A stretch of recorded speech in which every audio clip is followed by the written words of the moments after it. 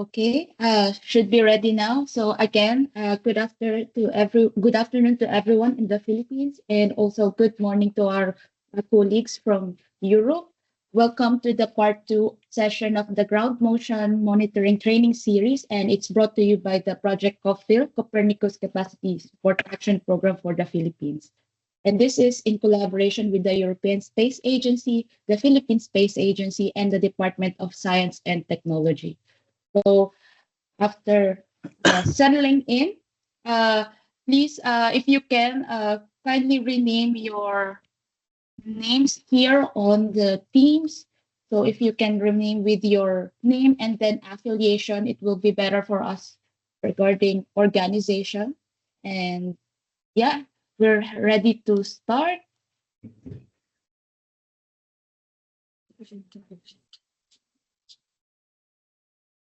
Again, welcome and a few house rules before we finally really start. So please keep your microphones muted unless you wanted to ask a question. So please raise your hands, or also we encourage you to really jot down your questions over the chat. We have a lot of our experts here. We will be ready to respond to your questions right away. And again, the session is being recorded and this will be made available in the CopPhil Digital Campus. And then for a very more comprehensive introduction on CopPhil, we'll have here the European Union Ambassador to the Philippines. So let's hear from him regarding the project before we begin.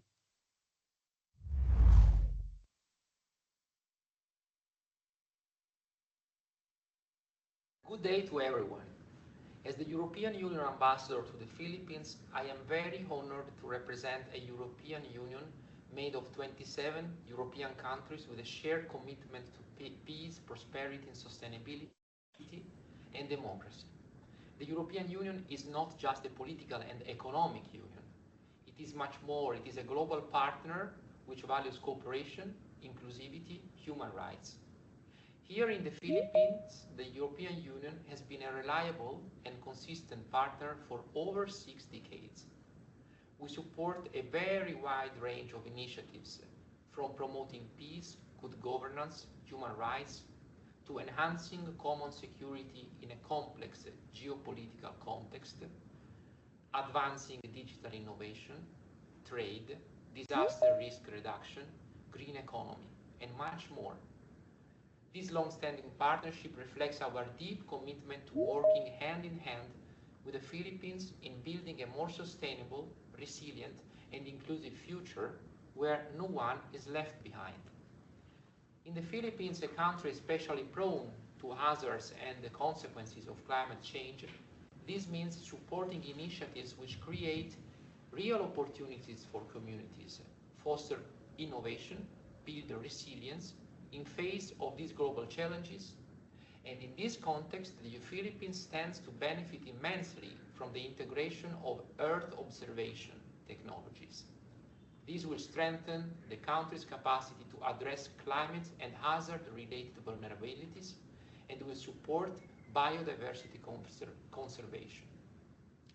I am very proud, therefore, to introduce CopPhil. CopPhil is a unique flagship initiative of the European Union Global Gateway Strategy. It is managed by our team here at the European Union delegation, and it is implemented by the European Space Agency in partnership with the Philippine Space Agency and the Philippine Department of Science and Technology. CopPhil promotes the use of free and open satellite data from Copernicus, the EU space program's Earth observation component, through activities including the establishment of an IT infrastructure and Copernicus mirror site for accessing and processing Copernicus satellite data on biodiversity, on forest management, on agriculture, for example. This transfer of data is reinforced by the CopPhil training program, through which we are very excited to cooperate with institutions across the Philippines. These courses build a shared understanding of value and practical applications of Copernicus satellite data.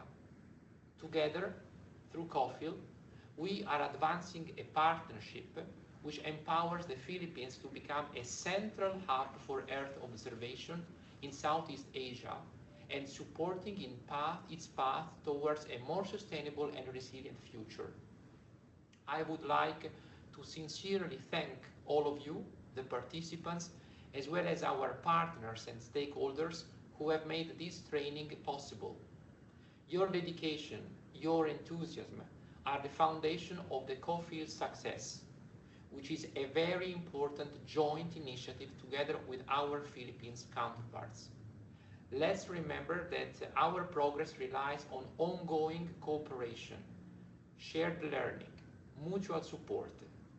The challenges in front of us are complex, this we are very aware, but it is united in purpose that we can build lasting solutions. Thank you very much. So great to hear from our speaker from the European Union. And then what we really wanted with the project is that here we really have increased the uptake of Copernicus data services and applications in the Philippines to also enhance the skills and competencies in Earth observation. And for this, we were having this series of CopPhil EO pilot services training in different EO services. So at first, we began with an introduction to CopPhil last year, and we slowly began moving towards the theoretical courses related to ground motion monitoring, land cover, forest, and crop monitoring, and then benthic habitat monitoring. So from the part one of the courses, we learned the fundamental concepts related to the services. And now we're moving towards the EO services. And we're now on this part, so part two of the session, which will move into a more comprehensive one, the applications. So we have had this series of trainings for different topics, which all lead from the introduction to the courses of three parts towards a final event. So we're all looking forward for the last round of our application courses by first week of August. And this will lead to an awarding ceremony or a final event where you can all participate and present what you have learned throughout the whole training series, or also like if you have applied the services briefly to your work and share your success and experiences. And then for the materials and resources of all the training sessions, this can be found within the CopPhil Digital Campus. So this is our training platform. So if you have your colleagues who could not attend the training right now, so the materials will be here. We also encourage you to sign in and also create an account and also browse the other courses in there. You just have to log in with your credentials and then you can enroll into the courses. So the simple steps, and this will also lead to your training certificates. So after enrolling in a course, you finish learning a course, and then within just one course and you complete some survey forms, you can earn your certificate of attendance, like for today. But after completing, like finishing the training series, so parts 1, 2, and 3, there will be a simple final assessment. If you finish that, you can earn your certificate of participation. This is also separate from the awarding ceremony that will be held in August. So we'll keep you updated on that. And then now, we welcome you into the ground motion monitoring practicals. We have a lot of experts right here with us from University of Twente, ITC, and from GMV. So if you've joined part one, our experts introduce the fundamentals in ground motion monitoring. So mainly the basics to synthetic aperture radar, and also a brief introduction of persistent scatter interferometry, so PSI. For today's session, part 2, we'll be diving into these concepts and really going into the practical application. So this will be using GMTSAR+STAMPS and running some codes and really applying this into applications. We have named applications in mining, in landslides, and in earthquakes. And our experts will guide you step by step through the workflows. So we're excited to have our guest instructors with us. So from ITC, so Dr. Ling Chang, Dr. Vinchan Lee, Dr. Hakan Tanyas, Dr. Islam Fadel, and also from GMP, so Dr. Mihaela Gheorghe and her colleague George later. So for this, we'll have the agenda, but I'll leave the floor to Dr. Ling Chang for the handover to get started. Yeah, Dr. thank Ling you Chang. so much, Carla. Yeah, I can take over from here. Yeah. Just let Perfect. me share my screen. So good morning and good afternoon, everyone. Like Carla already introduced, I'm Ling Chang. I'm going to give the talk for the following 1.5 hours together with Dr. Bingquan Li. Let me just share my screen. I think it should be this one.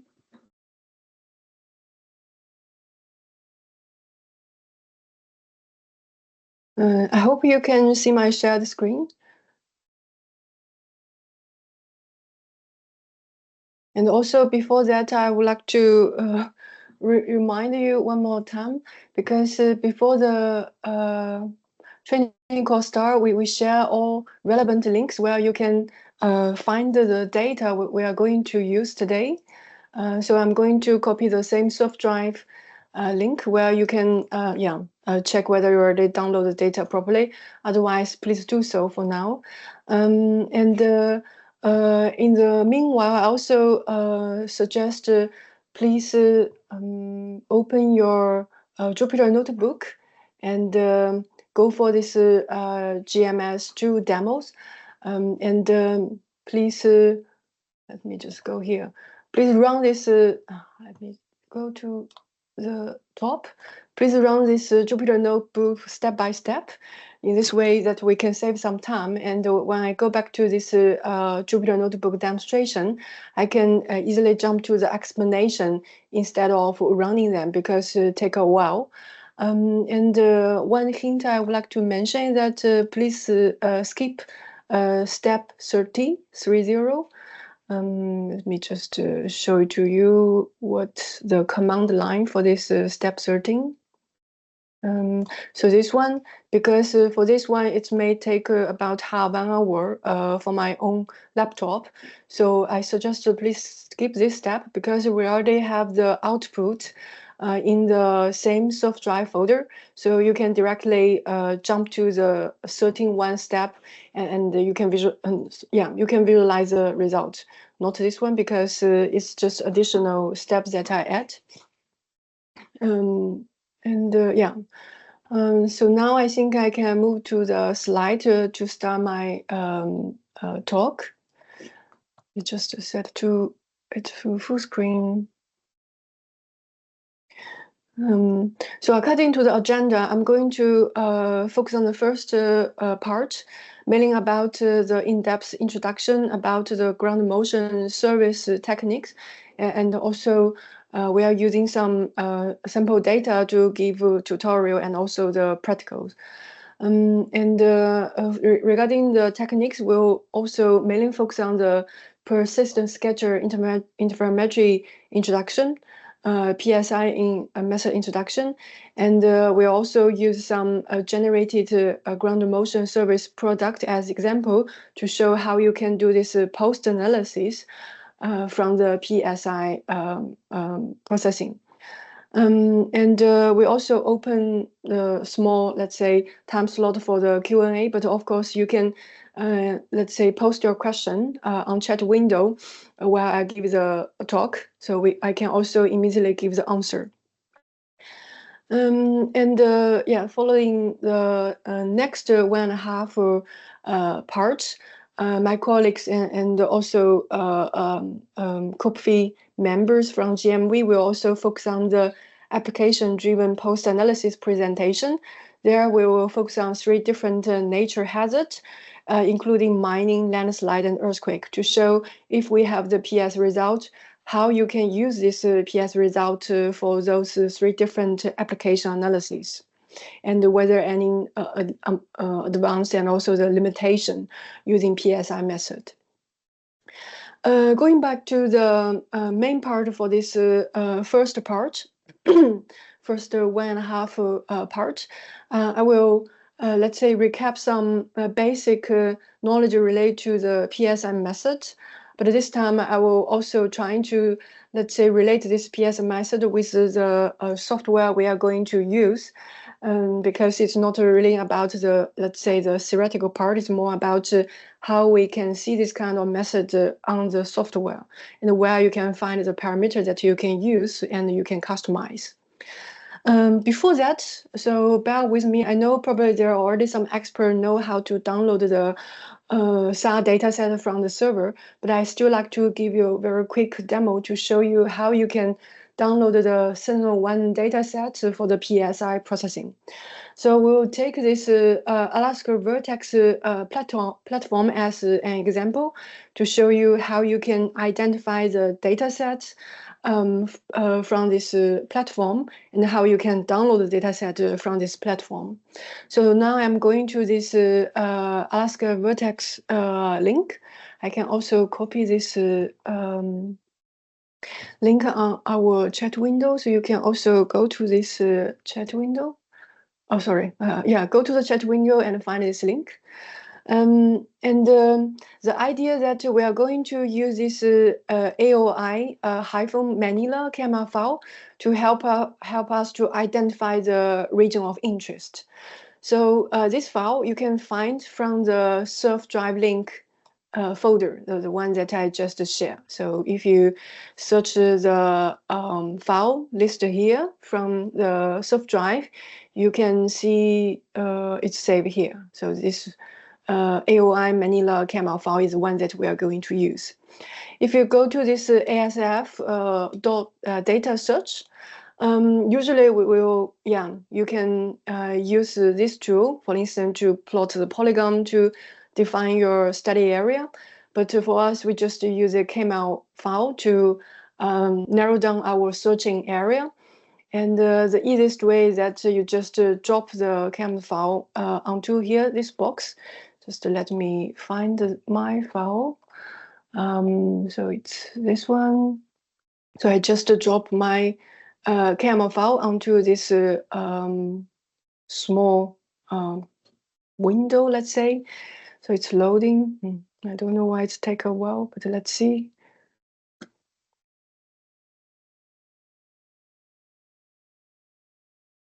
Not sure why it takes such long. Maybe I can refresh it. Let me just try one more time.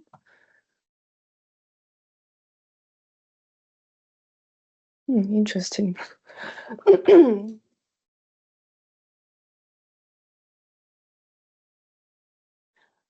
So while we're waiting for the loading, I think I can, let's say, refine the, let's say, the data that we are searching for, and also the type. For instance, for our case, we would like to focus on the data set between 2019 and 2020 for roughly 2 years. And so, for instance, I select the data set starting from January 1st, 2019, and end from the December 2020, so roughly 2 years. And you can also select the same data. And then regarding the file type, I would like to draw your attention that for the Sentinel-1 data, usually it has 2 standard formats. One is the GRD data, only include the amplitude information. Usually you can use this amplitude data information from the land use land cover classification or scatter mechanism classification. But for our case, actually, we're more interested about the phase. So that's why we always need to select this single look complex format, which includes both amplitude and phase information. So we select this format SLC. And regarding the beam mode, actually you can keep it blank, because for most of the area covered by the Sentinel-1 image, it follows this IW mode, interferometric wide swath mode. For some area, they have the strip map, but it only covers small area, for instance, in Italy. And for the polarization mode, you can, let's say, select either VV plus VH or HH plus HV. But I think for most of you may realize that for many cases, they may only have a VV plus VH, those two different polarimetric channels. And particularly for the inside time series analysis or PSI processing, we may only use this copolarimetric mode, either VV polarization or HH polarization. The reason why we use this polarization channel is because it can make sure the signal have a good coherence over time. And if we use, for instance, a dual polarization mode, either VH or HV, sometimes it may, let's say, have a big reduction of the coherence due to the scatter change over the time. And then regarding the direction, you see it have ascending, descending, meaning that for the satellite itself, it has a low Earth orbit, pole orbit. You will see that it's flying from South Pole to North Pole. And usually if the satellite flying from South Pole to North Pole is ascending, and if it's flying from North Pole to South Pole, it's descending. So this is a way how they give this definition. I think it's already, let's say, loaded this camera file. And so if we further refine for instance, the path and also frame, which show the exact the trajectory and also the frame number of our satellite, which is 13.2 and 515.4, it can help us even narrow down the searching. So here I just directly type this number 13.2, sorry, and also 514.4. So you see it's loading the file, and then we just simply click the searching. So you see that for the canvas file, after loading, it's already outlined with this yellow box, which can easily help us to know what's the location where we interest. Now it's loading the data. It's take a bit while than usual.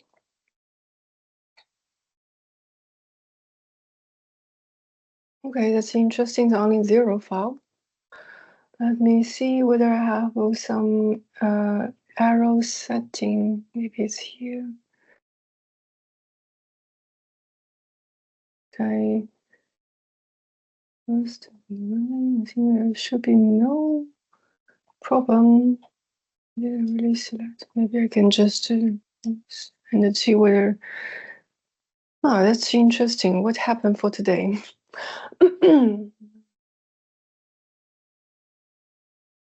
Yesterday it works well, but today no. So I don't know why. If anyone see I make some mistake, just let me know, because I did exactly what I tested yesterday. But for today, it's just doesn't work. Probably there's something wrong for the Alaska vertex. Let me just make this time a bit wider to see whether they have the data set or not.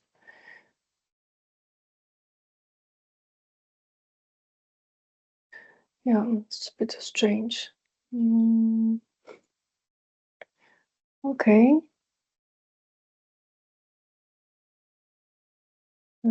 I just give another test just to see whether we can see any data.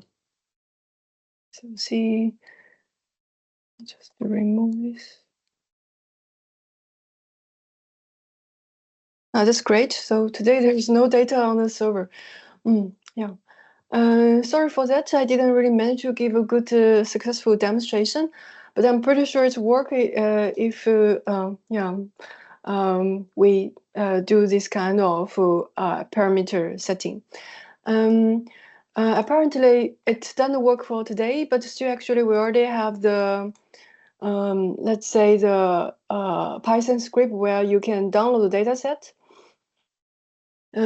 So if you check this Python script download, starting with the download name, this is a file where you can download the dataset that we are using to generate the PSI results that we are going to play today.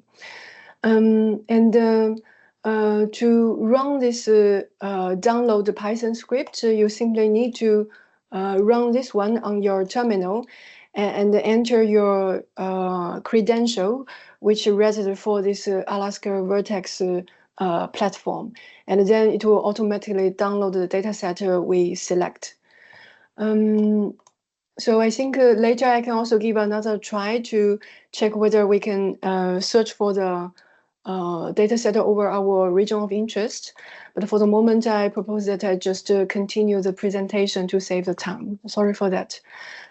Once we download dataset, we are going to use our software to do the PSI processing. For time's sake, I will not really show you how we are going to do this PS processing. But on your end, actually, you can give a try.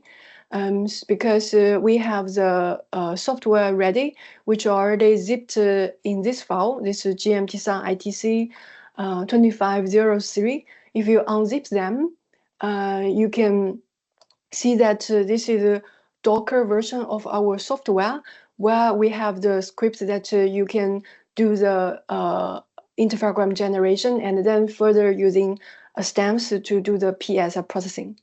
And to generate the interferogram, we are going to use this Python script, which is called PySAR GMTSAR S1Py.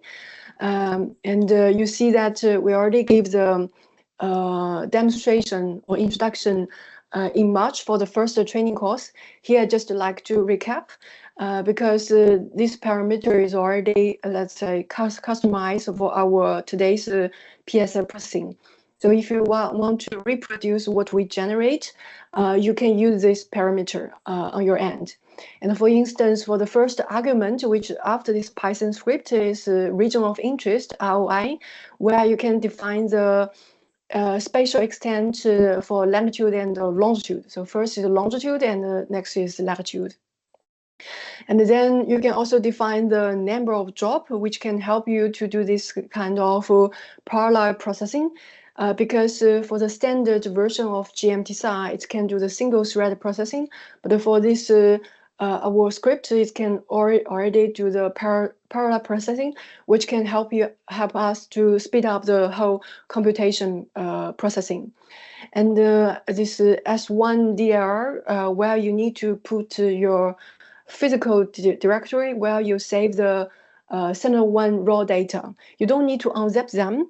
Once you run this Python download script, where you download the data raw Center1 dataset on your local computer in certain folder, you can, let's say, give the absolute folder name to replace this part, this raw path. Because we are using stamps to do the PS processing. So that's why here you see that we also have this argument called method to help us to generate the, let's say, the output from GMTSAR for stamps to ingest. Of course, we still keep the functionality of the sparse for stamps, for GMTSAR, sorry. And using this script, actually, you can also do the sparse processing. I mean, the small baseline subset processing. And you can simply, let's say, remove the method and also patch and also ADI these arguments, and also add additional sparse argument, and then you can do the sparse processing. And going to the patch, here you see that because for the stamps is built upon MATLAB. meaning that it need to consider the metrics limitation within MATLAB that can process. So that's why when we do the stamps processing, we always need to, let's say, divide the image into small patches. It means that when we do the sparse processing, it will do the processing per patch, and then in the end, it will aggregate the PS result from different patches, and then make them as one single output from stamps. And for the moment, you can set as 2x4 with 6 in total patches. Based on our test, actually, it works well for the full scene processing. For instance, if you have the image cover the entire of the center one scene, it is about 400 and 215 kilometer size. And with this 2x3 patch size, it's work properly. Then because for the PSI candidate selection, we based on the amplitude dispersion index. So we may also need to define the threshold for the amplitude dispersion index. Here we have really small value, because if you're familiar with the stamp processing, you will see that usually they will set a bit large ADI value. It can be 0.4 or even 0.45, because if you focus on the urban area PSI processing, it always suggests you have higher value by accepting noisy PS candidate. But on the contrary, you can also have more density, more dense PS observation over your study area, because usually in urban area, it's likely have low coherence or high decorrelation. So you should run this script on your terminal, and then it will generate the interferograms and also the output for the stamps to ingest. And for the GMTSAR processing, you will see that it will generate a stack of interferograms. And here are the really basic steps that within the GMTSAR processing. First, it will read the SLC data that we just download using that Python script I just introduced. It will crop based on the region of interest we define, and then it will do the criterization, because all the data sets, from the SAR satellite, they are all in radar coordinate, but they are relative radar coordinate for each single SAR image acquired in different date. Actually, they have their own radar coordinate. So we have to align all the slave image onto the reference grade, which is the master image. And this is called correlation. And then we need to do the resampling for the slaves, because after the correlation, the grade may tilt and also may not really have the exact match with the master acquisitions. And then we generate the interferogram as the fifth step. But then we also need to consider to remove the reference phase based on the DEM, and also remove the topographic phase. After that, we generate this interferogram stacks. Here I just share some default parameter setting within GMTSAR. We already, let's say, hard set those parameters in our script, but it doesn't mean that you cannot really change it. You are free to, let's say, adjust those parameters by adding the argument under this PySAR GMTSAR Center 1 Pi, but also you can find this input card in our software, where you can also change this default setting. For instance, for the multi-looking in range and azimuth, range and azimuth direction, if you see my mouse is moving here, by default is the multi-looking factor is 8 and 2, but actually you can also change it. Yeah, I will not really go detail to explain those parameters, but if you have a question, you can also post in our chat window. And if you have the, let's say, the same setting for the GMTSAR processing, you will see that by defining this region of interest, it will cover 3 those three bursts, and which highlight in those blue square.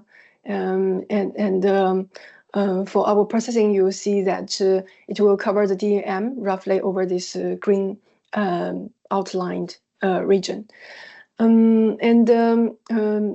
For our case, you see that for roughly 2 years, it covers 59 images, because for Sentinel 1A, it may deliver the image every 12 days. So roughly for a year is about 13 acquisitions, and for 2 years is almost 16 images.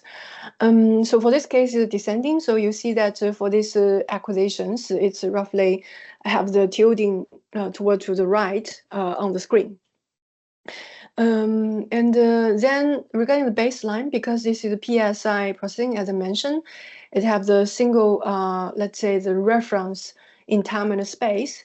And if you see this network for the baseline, including the temporal and also the spatial baseline, also called perpendicular baseline, you see that those green dot indicate our acquisitions, in total 59. And for the one which have this kind of at the center to spatter out, actually this acquisition in November 22nd, 2019, actually it's our master acquisitions. This is automatically selected by the GMTSAR based on the method to optimize the selection of the master and to have good coherence for all the interferograms. But actually, you're also free to adjust your master acquisitions, especially for the nature hazard applications.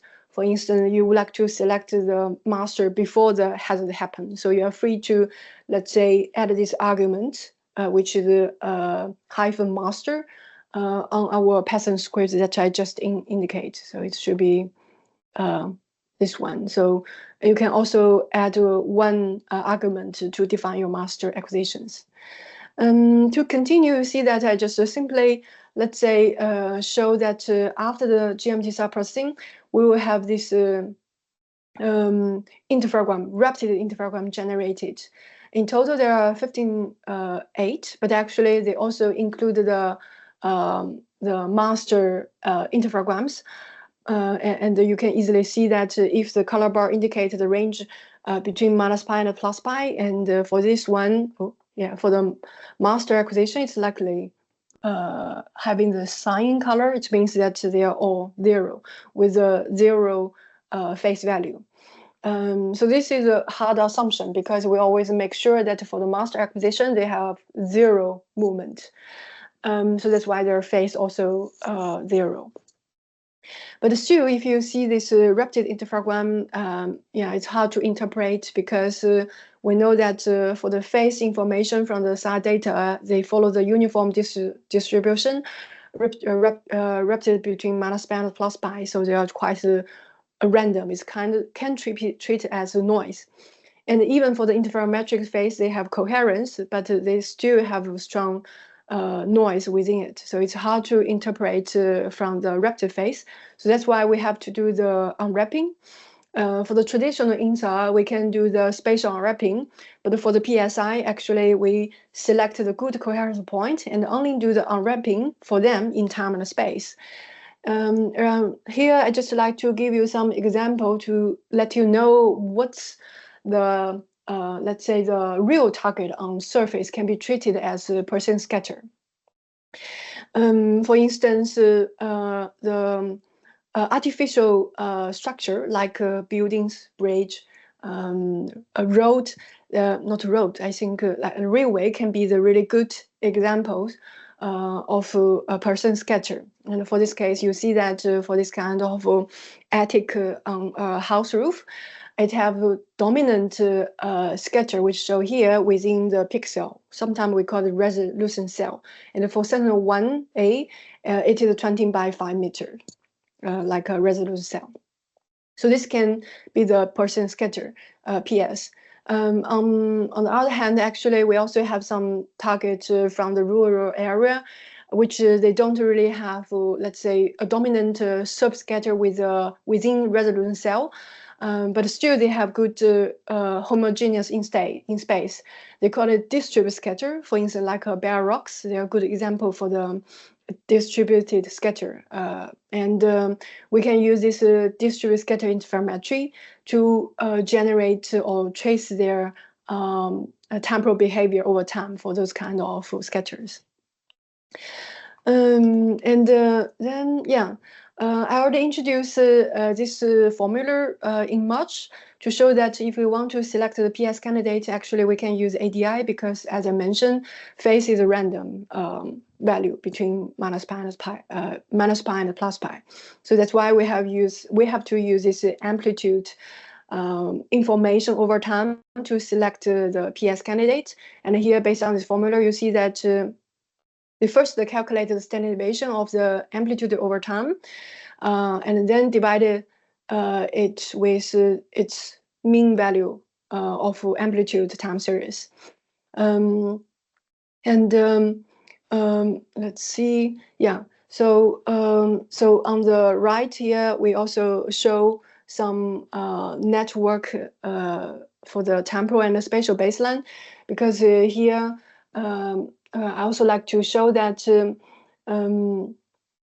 with a different type of baseline network for the PSI, actually, it may also have a different estimation for the topographic phase. And ideally, we prefer that we select the master roughly in the middle of the time span. Yeah, for instance, for those cases, you see this kind of colored star, our master, and for this round colored dot, actually they are the slave accusations. And if I may choose, for instance, I will prefer to select this one because you see for the spatial baseline or perpendicular baseline in y-axis, actually they are distributed roughly symmetric between negative and positive value. So in this way, actually, we can estimate the topographic residue or topographic phase. And then after the interferogram generation from the stamps, from GMTSAR, sorry, we can move to the stamps. And for the moment, you only need to run one single bash script, which is run stamps, and with the definition for the atmospheric phase removal method.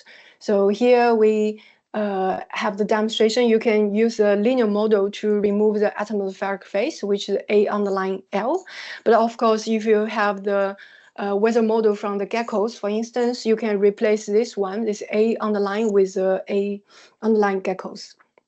So we do have this kind of script ready. And for the moment, actually, once you generate the interferogram from the GMTSAR, it will create this merge stamps where it saves all the outputs that can be ingested by the stamps. And to run this bash script, you should run it on the same parent folder of the merge stamps. And then it will generate the output under this merge stamps. I mean, the output is it's a PSI CSV file, the final output from the stamps.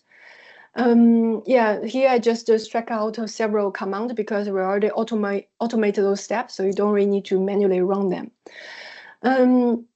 We have the example for this PS output. It's saved on the same subdrive. Later, I will also give a demonstration and also explain all this kind of content we have within this CSV output. So I don't plan to explain this table for the moment, but I would like to give a short summary to show how you can, let's say, step by step to do this PSI processing. For instance, you need to download the data set with the script that I just show. And then, of course, you also need to download all the data using this script. And then to generate the interferogram, which can be used for the stamps, you just run this PySAR GMTSAR center1.py, and then you can run the stamps with this bash script. But before that, actually, you have to, let's say, to initiate the Docker, because for the moment, the file that the Docker version we share with you, you need to, let's say, initiate the Docker. And here I just show how you can do it with your MacBook computer. But if you have the Linux system, I would like to invite my colleague Bin Chen to give you a quick demo how you can, let's say, run the Docker, how you can build it, and then later you can run it. And we have all the instruction actually on this cookbook 2025 May. You can exactly follow the same steps. Now I can, let's say, hand over this part to Bin Chen. Thank you, Lin. Yeah. Let me share my screen.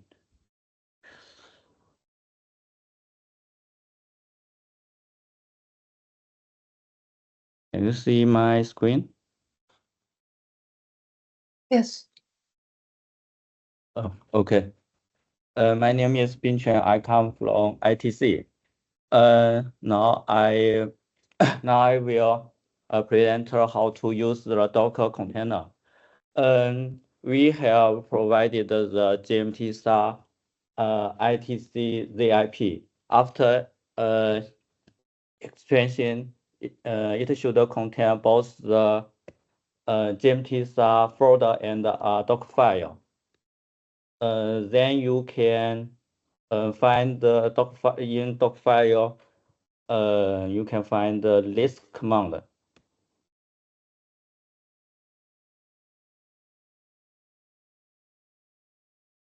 The command is used to build a Docker image from a doc file located in the current directory.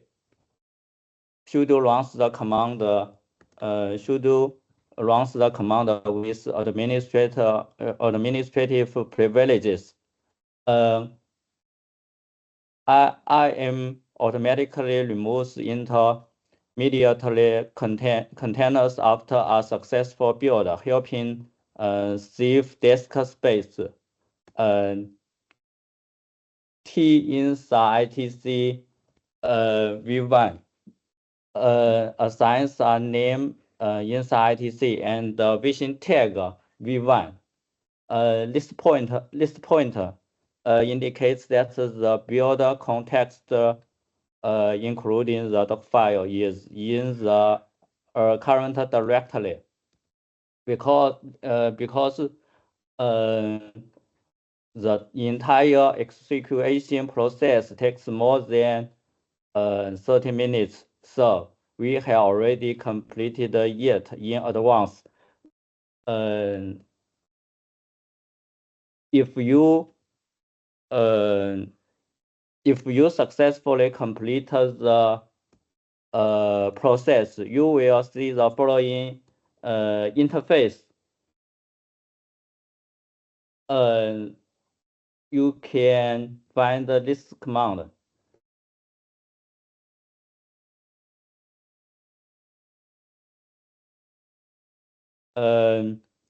This command starts an interactive Docker container based on the image inside ITC v1. It mounts the local directory MNT software Docker. It is the shared directory. It is the directory allowing file access between the host and the container. The IT option ensures that the user can interact with the container through a terminal, and being bash launches a bash shell inside the container environment. You can use password. So you can we have installed the container. That's all. Yeah. Okay. Thank you, Binchen. Yeah, I think I can restart. Let me just share my screen here. Yeah, actually, meanwhile, I also try to use this Alaska vertex one more time. It seems there's something wrong for the this platform. I didn't manage to, let's say, get the output that I would like to have. The file it searched actually is still 0. Sorry for that. And then regarding the Docker, I would like to also mention that if you unzip this GMTSAR ITC 2503, you see that there are list 3 files, let's say, within this, including this folder. Please run this Docker build on this directory, because it will always record the Docker file here. If it cannot really identify the Docker file on this folder, it will also give you error. Okay. So I think meanwhile, if you can also give a try if you have this Docker desktop, for instance, like the one that I have, because on my Mac I have this kind of version, but I'm pretty sure that for instance, Windows, you may also have the same similar desktop for the Docker app, or for the Linux. Yeah. And then let me just continue. Can make this this one here. Make this full screen. Yeah, regarding the stamps parameter setting, yeah, sorry, I don't plan to explain all these kind of parameters, but my point is that we have to, let's say, fix some parameter settings, because in this way that we can do automatic processing. But I think as a user, you can definitely free to customize some parameters if you use the Docker file, the Docker version of the software we provide, because it can also treat it as a standalone version. So you can run it on your local computer or workstation. And in future, actually, we will transfer all this kind of Docker version on GOV. So it means that actually you don't really need to, let's say, manually download data from the Alaska Vertex server by yourself. Actually, if you submit your request to GOV platform, actually you can get the data from the cloud, which is stored on the GOV platform.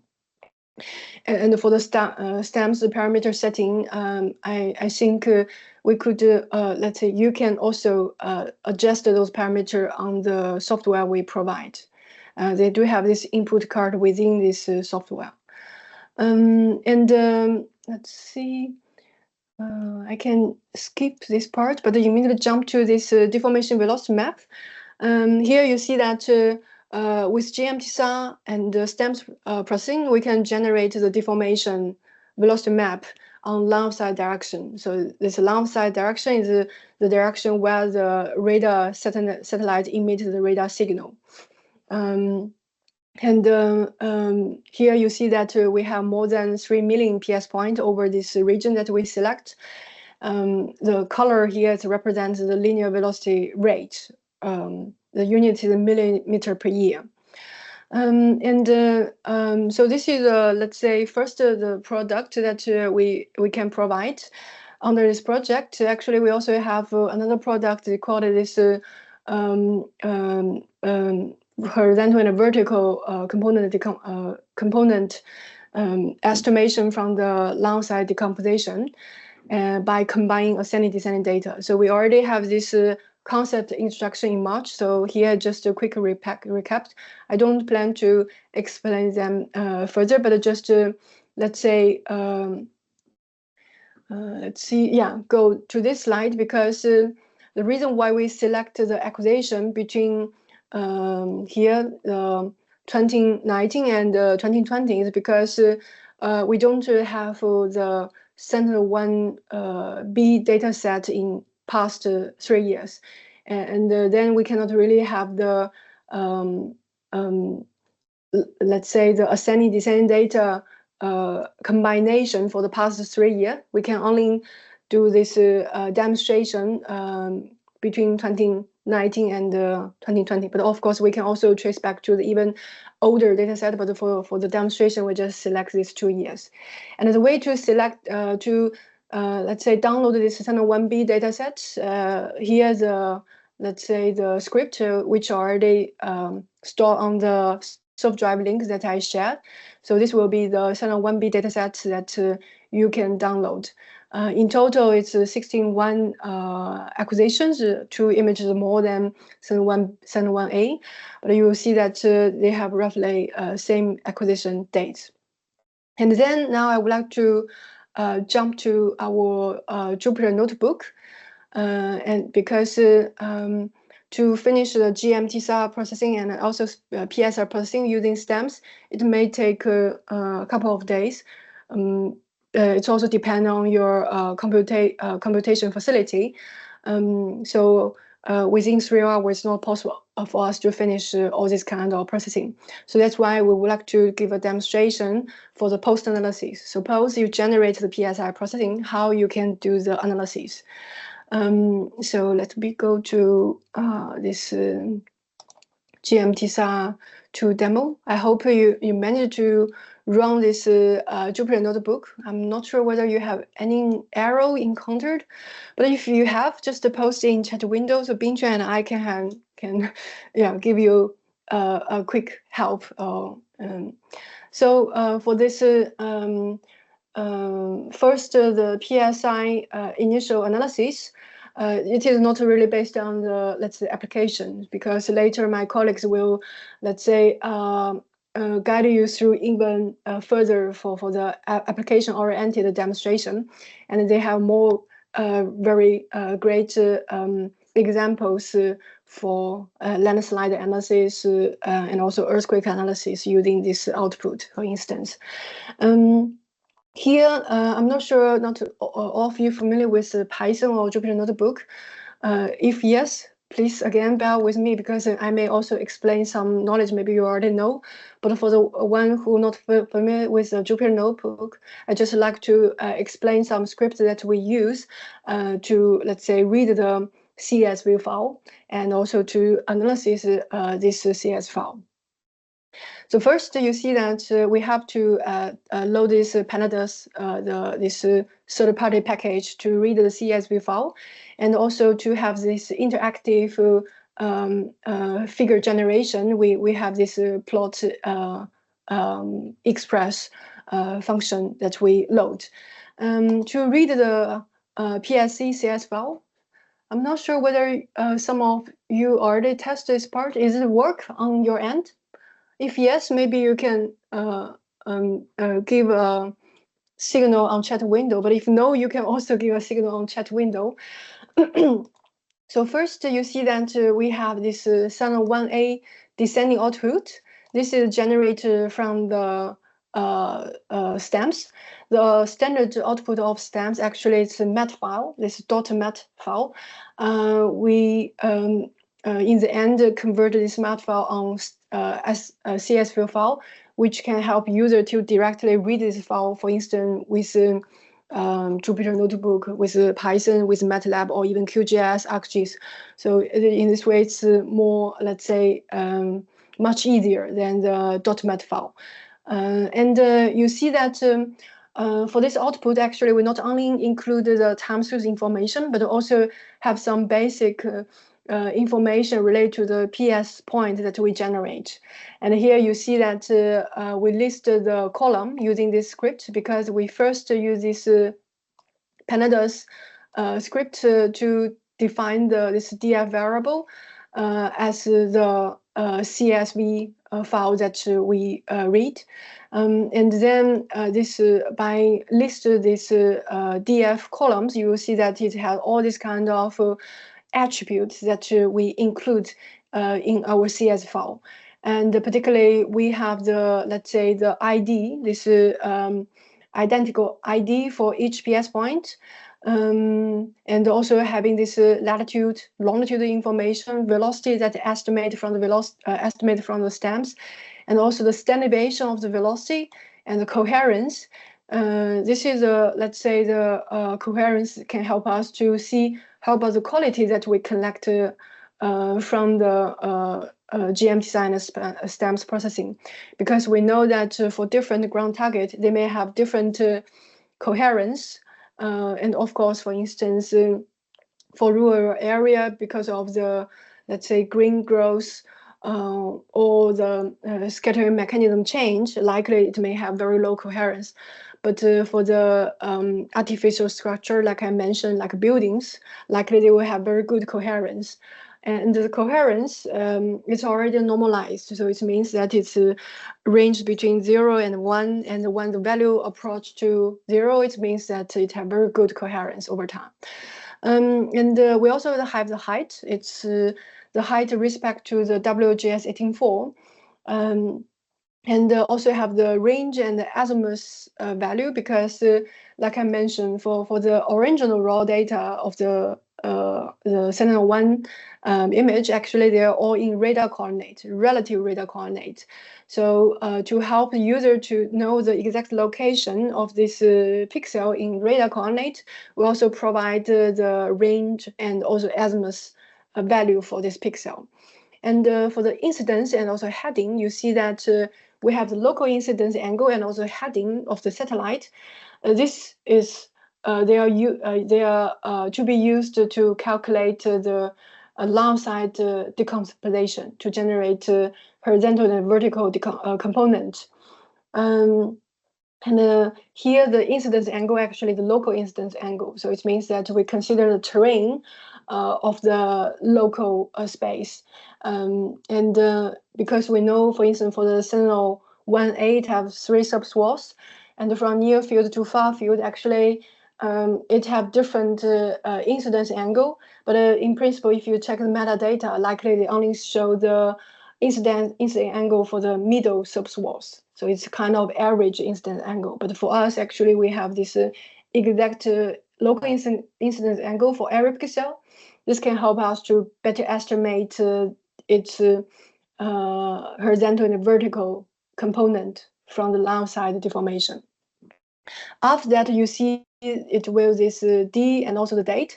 This is the acquisition date for the SAR images. And here you see that we would like to also, let's say, have some quick view about the CFSV output. Here, by default, if you don't really add any value within the bracket, it will be 5, show the first 5 row, first 5 PS points. But if you add, for instance, 3, it will only list the first 3 values of the PS point. I mean, the first 3 PS points on the first 3 rows. And you can see it has a particularly identical ID for this PS point, and also the latitude, longitude value, and all this number. So I will not read it from screen, but you can check it by yourself. And for our case, we also like to first quickly check how about the spatial extent of this image. You can see that I still, let's say, check the variable df because it contains the CSV information, and only check this attribute because here's the name of the attribute. So I just like to see what's the minimum and the maximum of this latitude values, and also to show the longitude minimum and the maximum value by do the print like this. So it will list this value. But of course, if you're interested about some other statistics like velocity or coherence, you can easily replace this part, right? And then I also like to know how many PS points within this CSV output. So you can also use this length to see how many rows, including this DF file. So in total, here is 3.8 million PS point within this file. Because it's a very large file, So that's why when I do this kind of image visualization to see the velocity, I just do the kind of downsampling. So I define the step with 100. It means that it will only select the PS point every 100. And then you will see that I dramatically reduce the size of the PS that I'm going to visualize. And then using this plot package, you see that we only visualize this matrix after the downsampling. And I would like to, let's say, define the axis, which is longitude, y-axis, which is latitude, and then the color.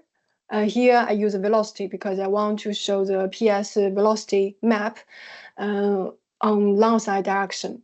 And particularly for the color, I would like to draw your attention that usually we like to use this jet color map, but it should be reversed because we always would like to see that the red indicates the negative movement.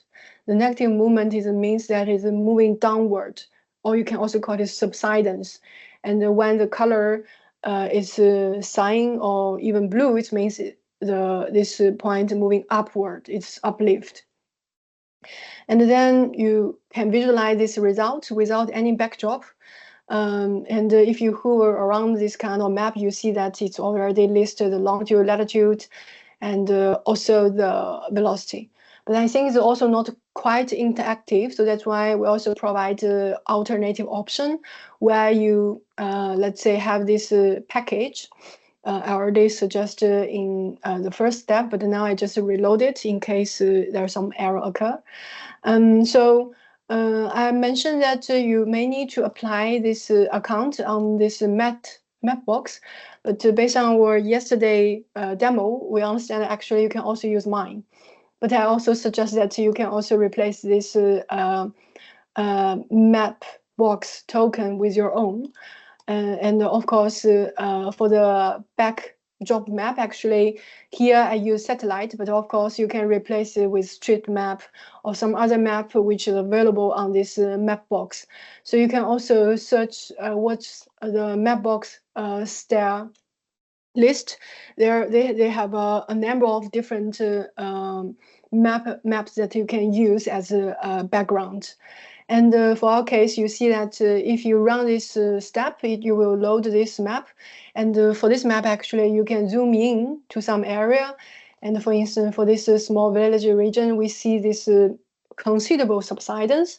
And then you can even zoom in to see the exact location of this kind of area and to identify what's the actual, let's say, target which relate to this red point. And then you can even further to interpret whether this is making sense or whether there's some geo position error or whether this red dot, I mean the subsidence, doesn't really relate to this target, or maybe it's just noise, or maybe it's really the signal. So you can also have the further interpretation for this analysis. And then you see that I also like to, let's say, have quick overview for this downsampled CSV file. And you see that I just interested about the latitude, longitude, velocity, ask this script to give a very short description and provide some statistics. You see that here it will count, okay, in total, we have even, definitely less PS point because we do this downsampling. Now we have 38,000 PS point, which is way more less than the original PS registry.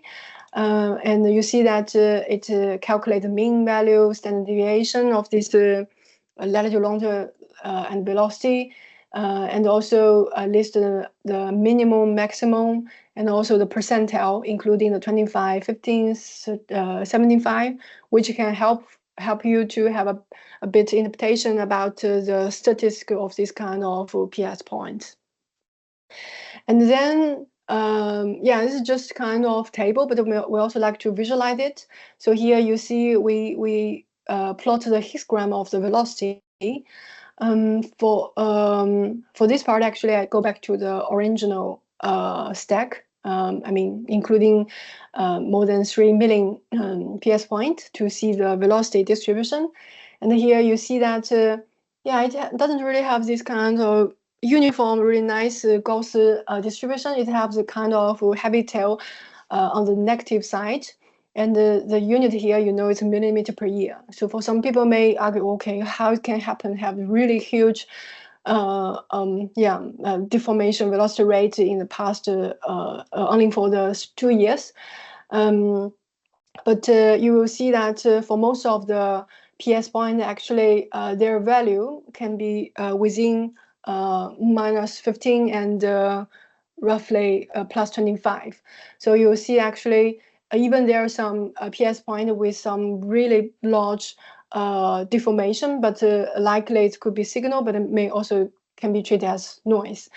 And especially for the one with minus 115 millimeter per year subsidence, we can check this PS point velocity time series and also see the coherence and also the height, for instance, to check whether this PS point is plausible or it's a really signal.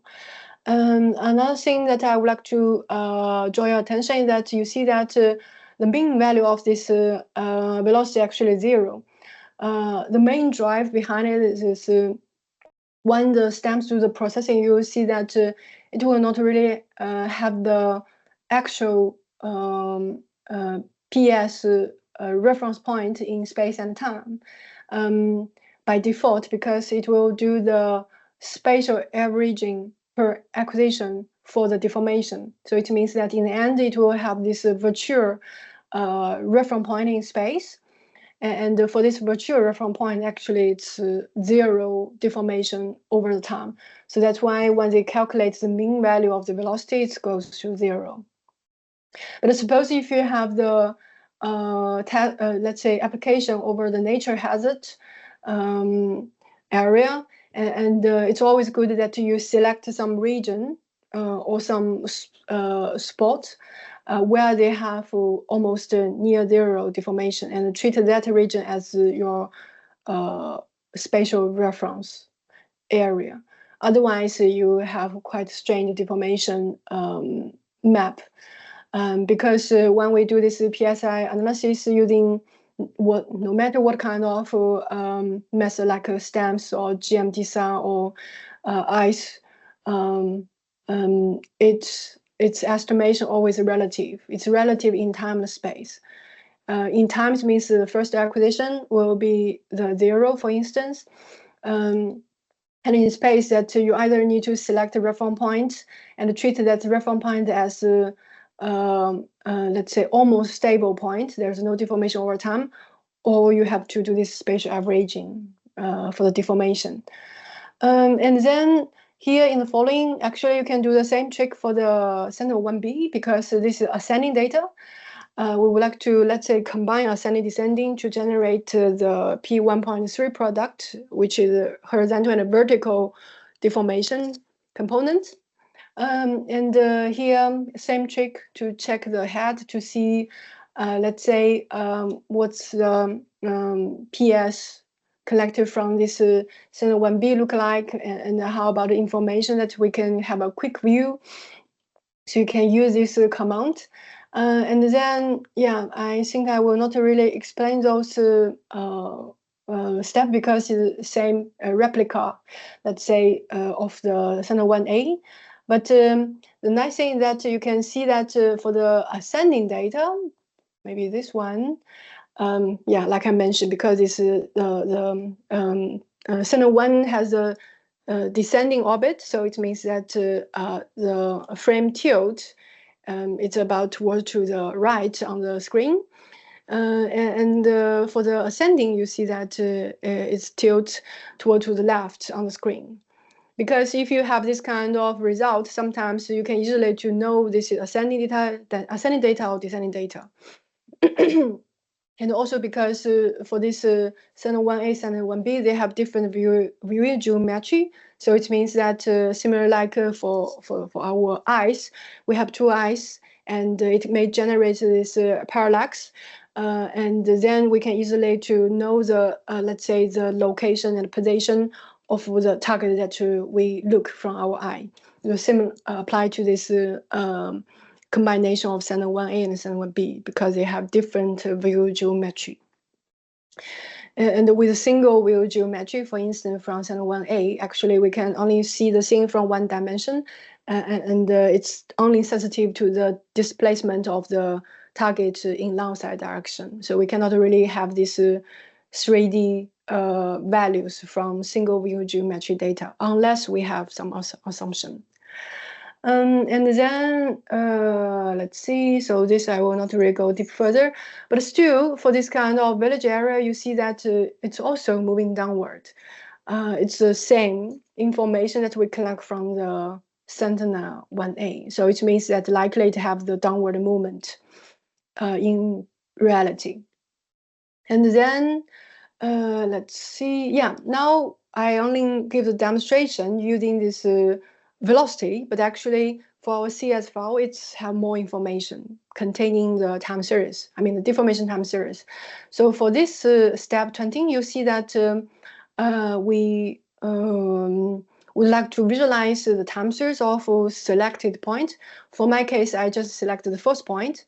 So you know that when the Python read the CS file or any matrix, actually they treat the first row as 0. So if you want to refer the first row, it always go from 0 and then continue with 1, 2, 3 like this.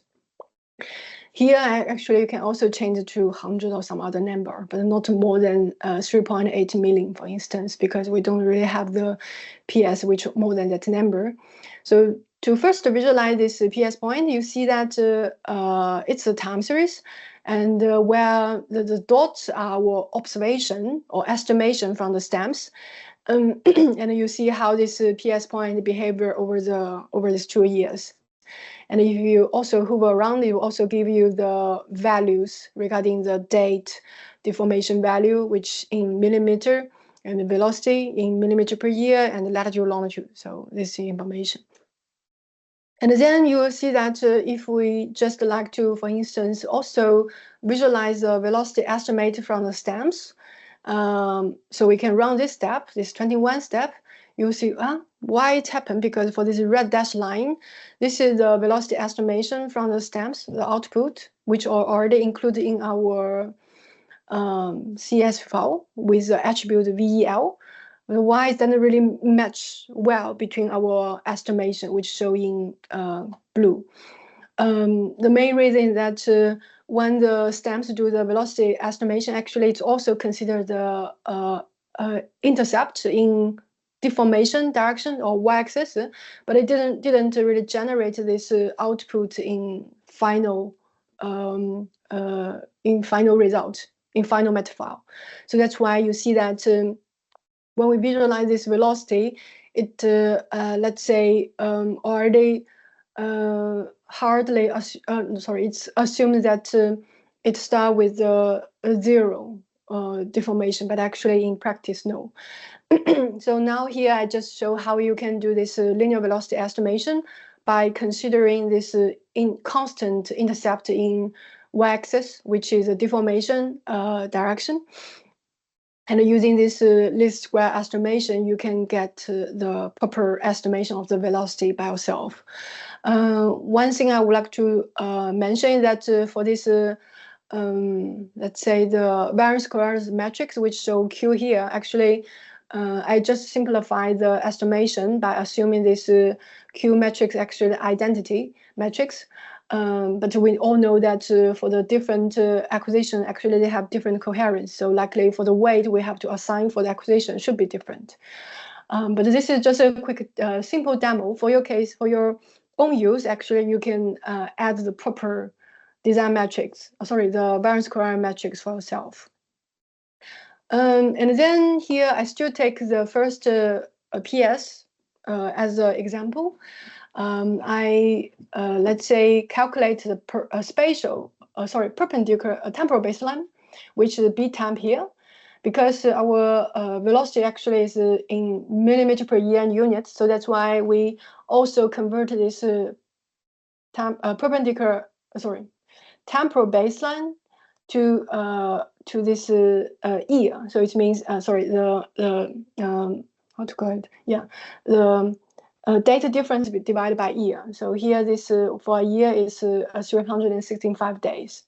And if you visualize this temporal baseline, you see that it starts from 0 because the first acquisition is already treated as the master acquisition, which is also the temporal reference. And then it goes to 1.97 temporal baseline because we have roughly 2 years. So it means that if it covers exact 2 years, the temporal baseline for the last acquisition should be close to 2. And then we also listed the deformation for this acquisition that I just show here. Just to give you a bit of feeling about the value, but it's just for the visualization. And then we want to do the least square estimation. And here you see that I provide 2 different methods. Actually, they're the same, but just a different way within the Python functionality.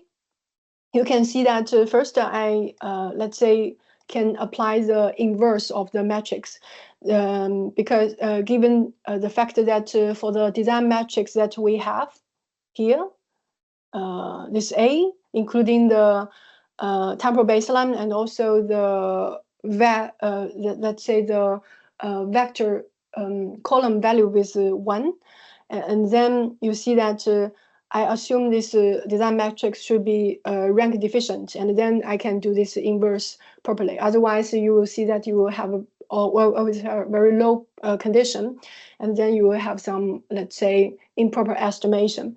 But for the Python, actually, they also have this least square estimation hard copied. So you can also, let's say, directly use this functionality with Python to do the least square estimation.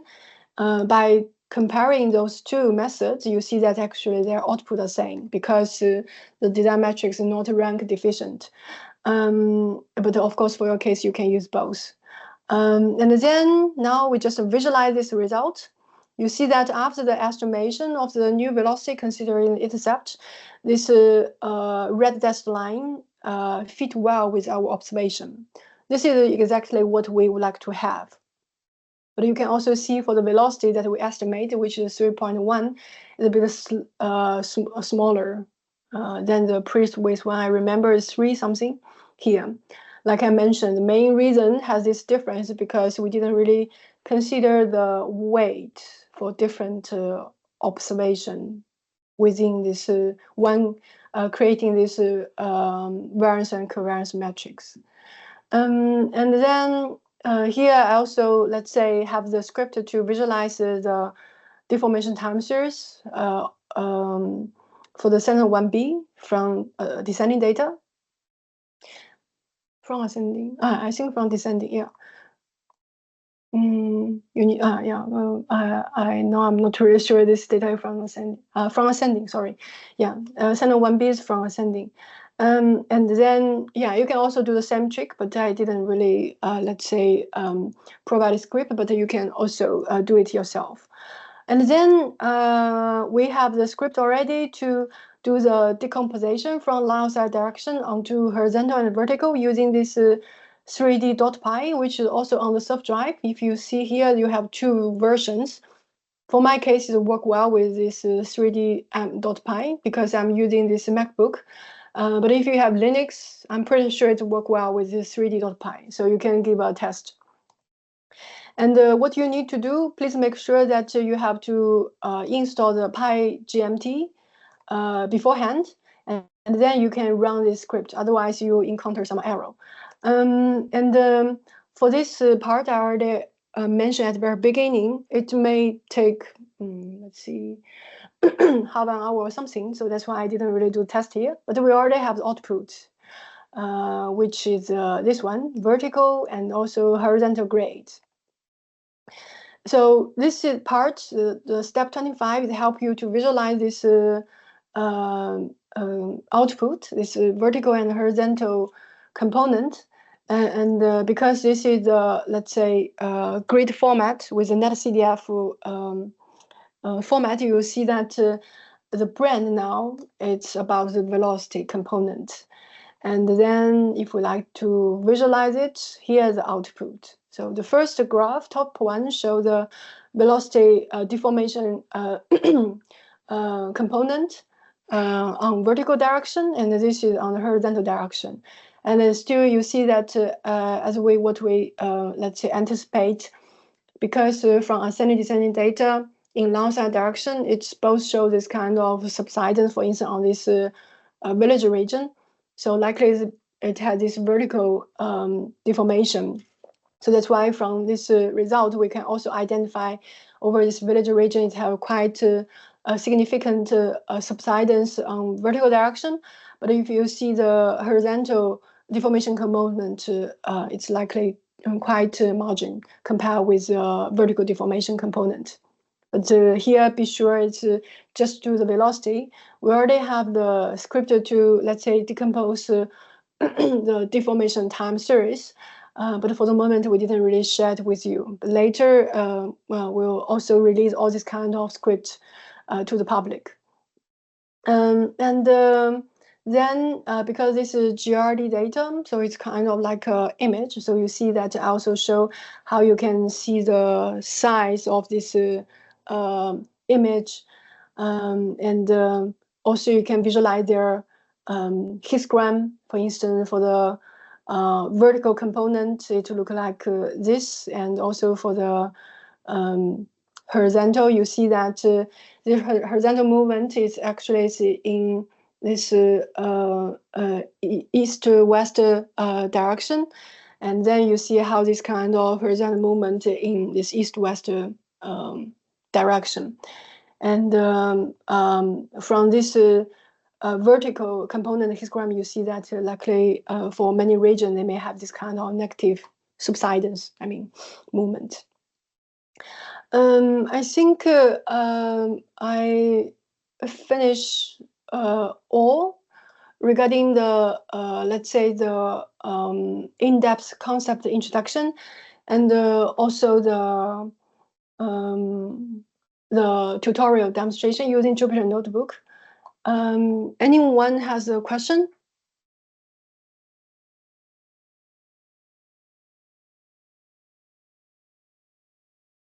Otherwise, we can do the same way. So we have 10 minutes break. But meanwhile, if you have a question, you can put it on chat window. Otherwise, you can also bring this question when we resume this course.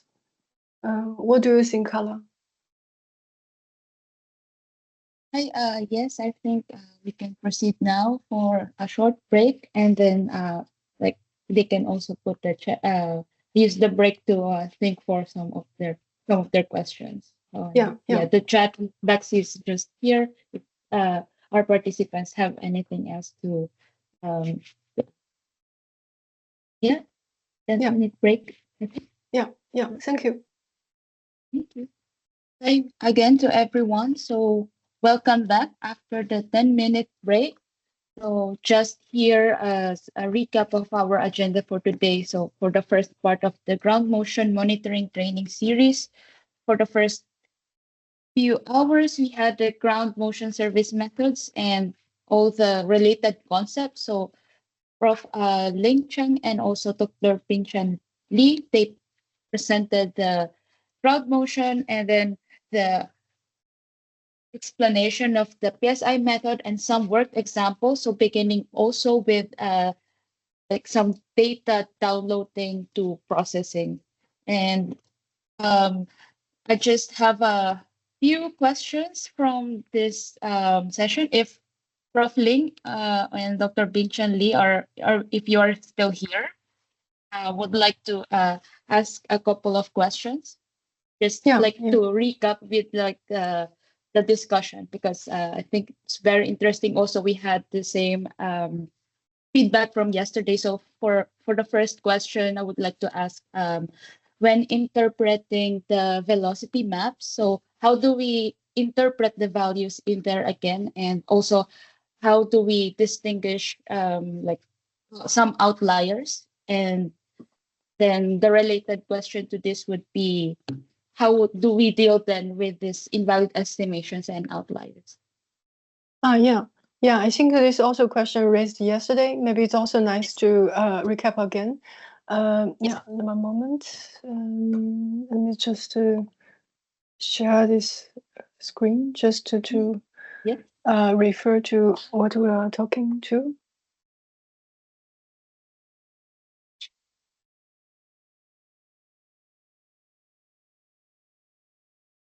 Yeah, so you see that when we do, I'm not sharing my screen.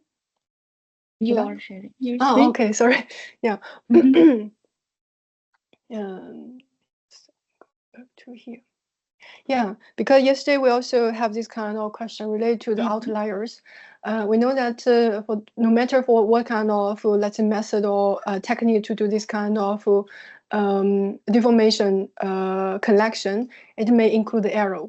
Particularly for the PSI processing with stamps, we have to let's say assume that we may always have this kind of noise included in our time series.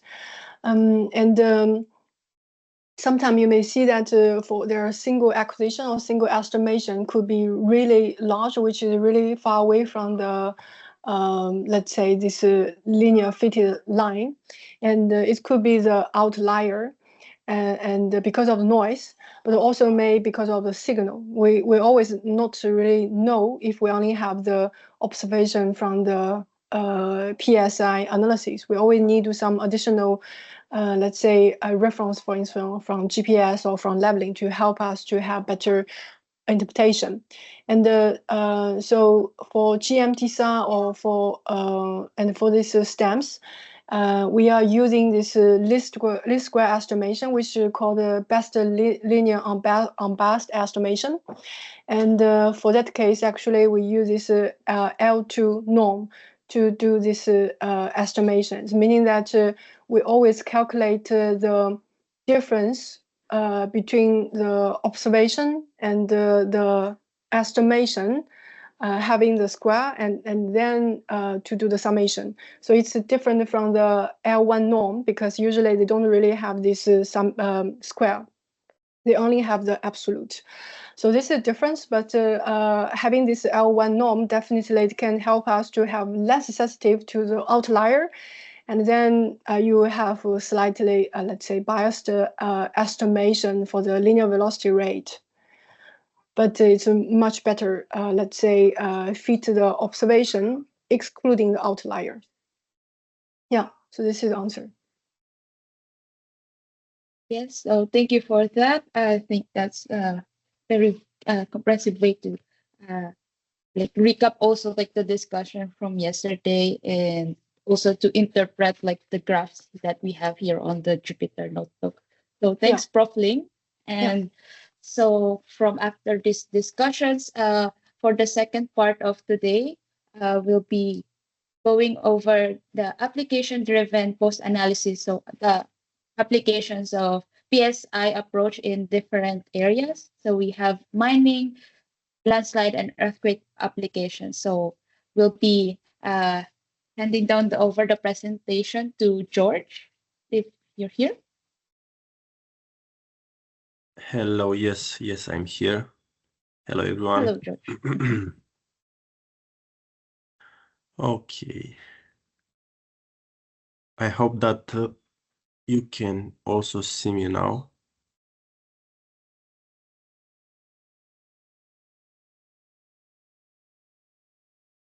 You can see me? Yes, George. And Okay. you should be able to share your screen. Yes, my laptop is just cracking, so I hope that it wouldn't die in the middle of the presentation. Okay. 2 seconds.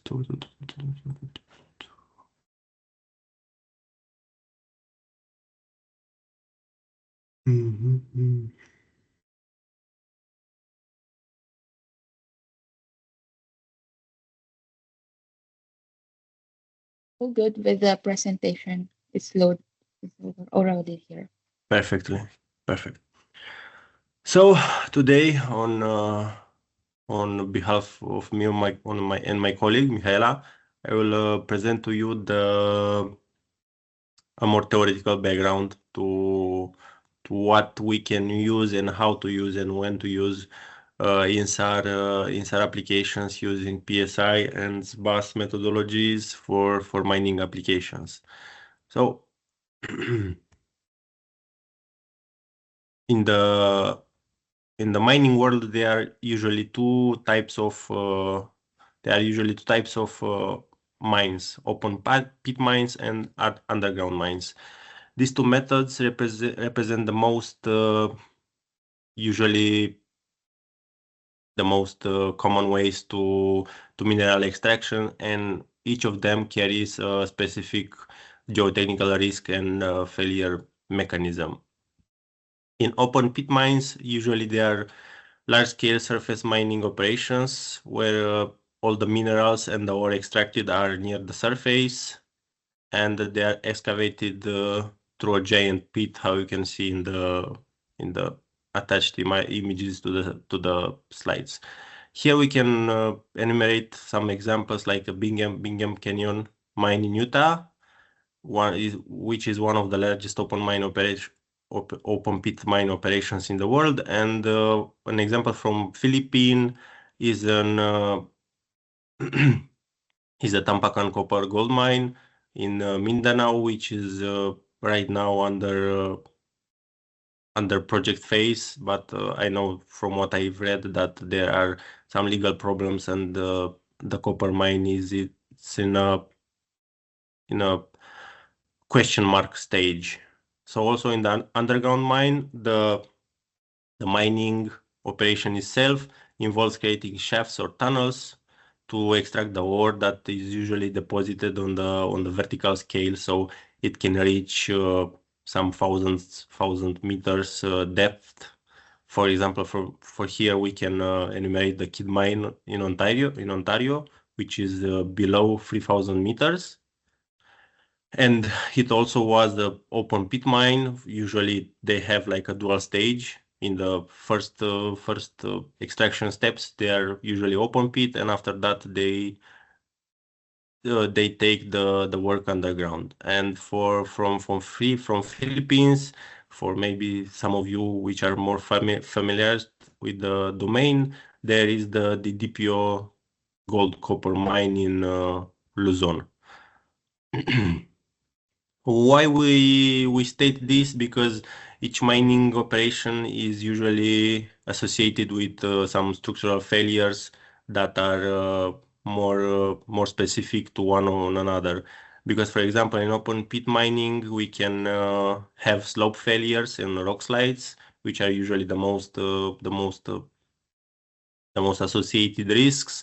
In the other hand, in the underground mining we have roof collapses and sinkholes, or even rib walls failure, and so on. So now we have some structural failures associated with each type of mine. For example, slope failures are associated with slope instability that can occur in open pit mines, typically along with steep pit walls. They usually begin with slow progressive movements, which can seem at the first glance harmless, but they can accelerate over time, often leading to catastrophic collapses. Like in this picture, we can see the Bingham Canyon mine and the slope failure that caused a massive wall collapse in 2013, which on our case, it was detected with weeks in advance using INSAR methodologies. So basically, the economic losses and also the life losses were prevented. Also, in underground mines, there are usually roof failures or rib failures, which can be sudden and deadly, and are usually more hard to detect using INSAR methodologies, but they can be detected and correlated with other types of sensors. For this, we can remember the San Jose mine accident in Chile, which trapped 33 miners for a period of 2 months. Also, there can be risks and dangers associated with inundations that are not necessarily can be detected with INSAR, but we can identify with INSAR, especially the poor drained areas of the mine, and we can somehow take measures for example, for better consolidate the weaker structures that can be in open pit mines. Also, sinkholes are voids that are created by the sinkholes are created by the voids left by the mining operations in the underground, and they appear often preceded by subtle surface deformations. For example, in Russia, at the potassium mine, the local infrastructure and was disrupted, and that led to a move of around 15,000 people from the town of Bereznyski, where the mine was situated. Also, there are tailing dam failures that can lead to toxic materials floodings that are formed from cyanides and other toxic materials that are usually used in mining operations. Those failures are usually preceded by localized deformations that can be observed with weeks or maybe months in advance. So there are measures that could be taken to overcome these potential destructive failures. For one example is the Brumadillo tailing dam in 2019 that released some millions cubic meters of sludge, of toxic sludge, that led to, unfortunately, 270 people dead. So as you can see, most failures don't come without a warning. So the key to be better prepared for this is the action that it is taken into advance, and for this we can also use INSAR technologies. So what type of movements are detectable by INSAR?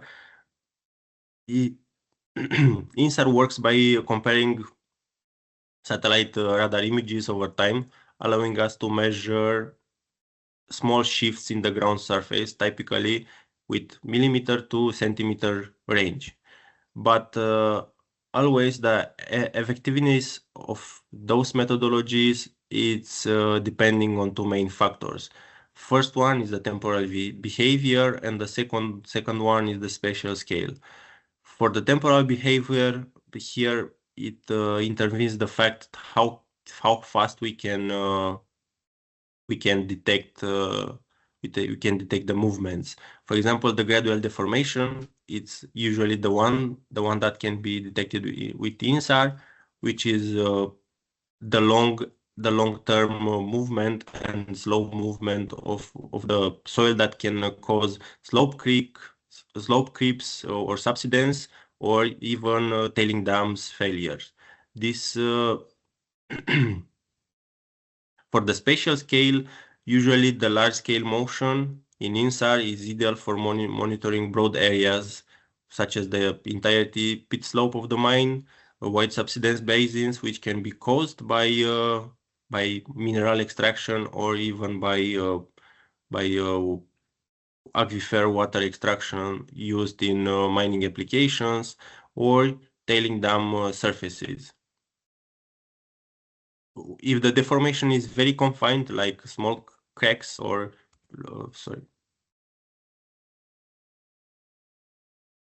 if the the deformation is very localized. That that means that, for example, to have a INSAR application for this, we usually can access, or it's much more indicated to access higher resolution data and correlate this data with ground-based sensors. Now that we know these types of movements and what can INSAR detect, we will talk in the next slide about the satellite sensors and which one are better for what kind of jobs. So now, not all satellites usually have the same characteristics, and they are very different. So the right sensor must answer to some question. Usually, is how often data is acquired, what kind of resolution do we need for our specific application, and which size we're monitoring. So to answer these questions, we must also see some characteristics of the sensors or the data from a specific sensor that we want to use. For example, one is the revisit time. This answers to the question how often a satellite captures data for the same site. So, for example, there are short visit times that are crucial if we are monitoring active slopes or tailing dams where motion can accelerate quickly from one pass to the other. For this, we have the Sentinel-1, which has a revisit time of 6 to 12 days, depending on the location on the globe and the orbit configuration. For some cases, this is sufficient for progressive failures, but for sudden incidents and sudden failures, is not enough, because for that we maybe will need to also correlate data with ground sensors. Also, the spatial resolution is one important factor when we are dealing with open pit mines or tailing facilities, and usually a medium resolution of 10 meters per pixel is adequate for, how I said earlier, for narrow fault zones or very localized incidents and critical infrastructure. We can also use high resolution sensors like TerraSAR-X or Cosmos SkyMed, which have resolutions with down to 1 meter or better. Also, the coverage area is one important factor, because usually, for example, we can have a multitude of mines in the same localized area of some few hundred kilometers. So for that, Sentinel-1 also offers 250 kilometer SWAT, which is excellent for regional monitoring of several sites in the same time. Also, usually we must take into account that higher resolution data comes with a narrower SWAT or an area that can be observed in the same time, so that will translate to higher costs per square kilometer. So, for example, when we are dealing with mines, we usually tend to combine those methodologies, or combine those different data sources. Sentinel-1 for a broader view of the whole complex, and for example, a very high resolution sensor for more details about some aspects from the site. So when it comes to selecting the right combination or the right sensor, we need to answer some questions. How frequent is the monitoring that we will need to have if we are dealing with a,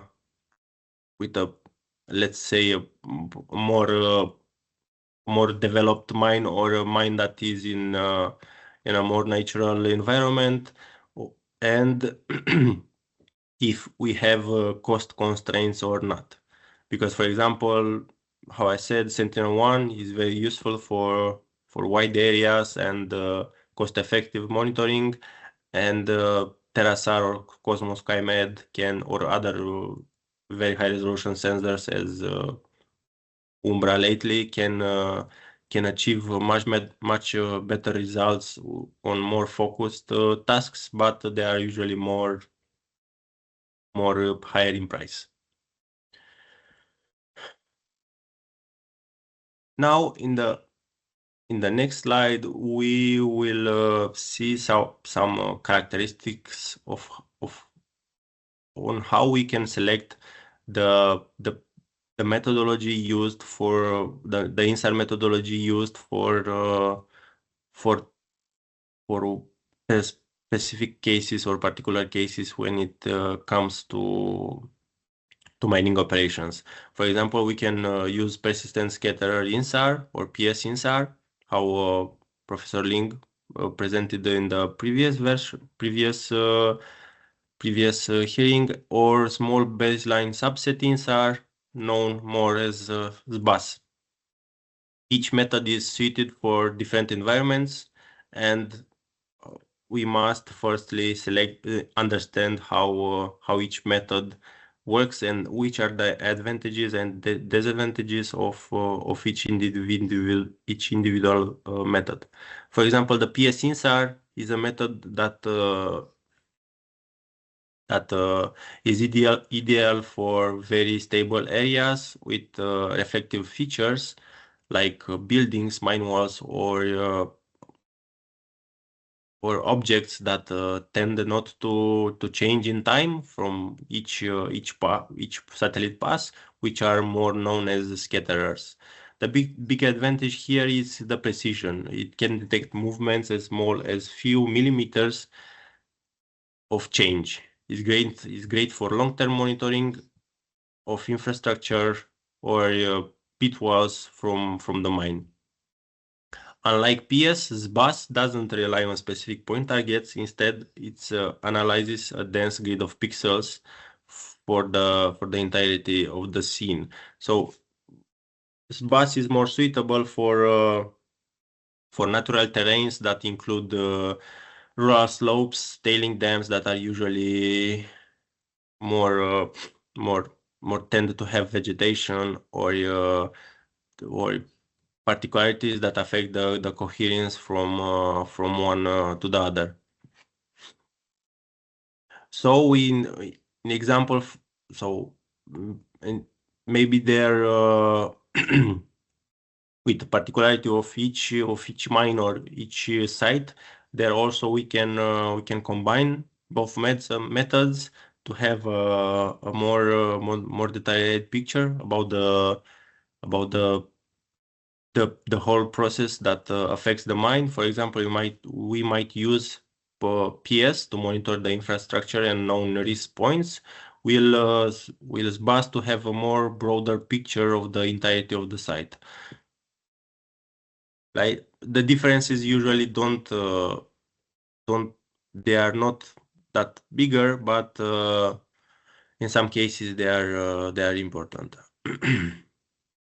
For example, in here we have a slope failure in an open pit mine in Europe, where SBAS methodology was applied, and the acceleration observed by April 2023 was up to 3 meters of displacement, but the most important fact here, it was that the failure was predicted with 1 day before the actual event, so that led to saving of economical assets and human lives. Another example of how can you use the INSAR in the ground deformation of underground mines was used in underground mine in China, where SBAS methodology was used, and here the most critical information was that it could detect the sinkholes that were formed from the underground mining with high precision.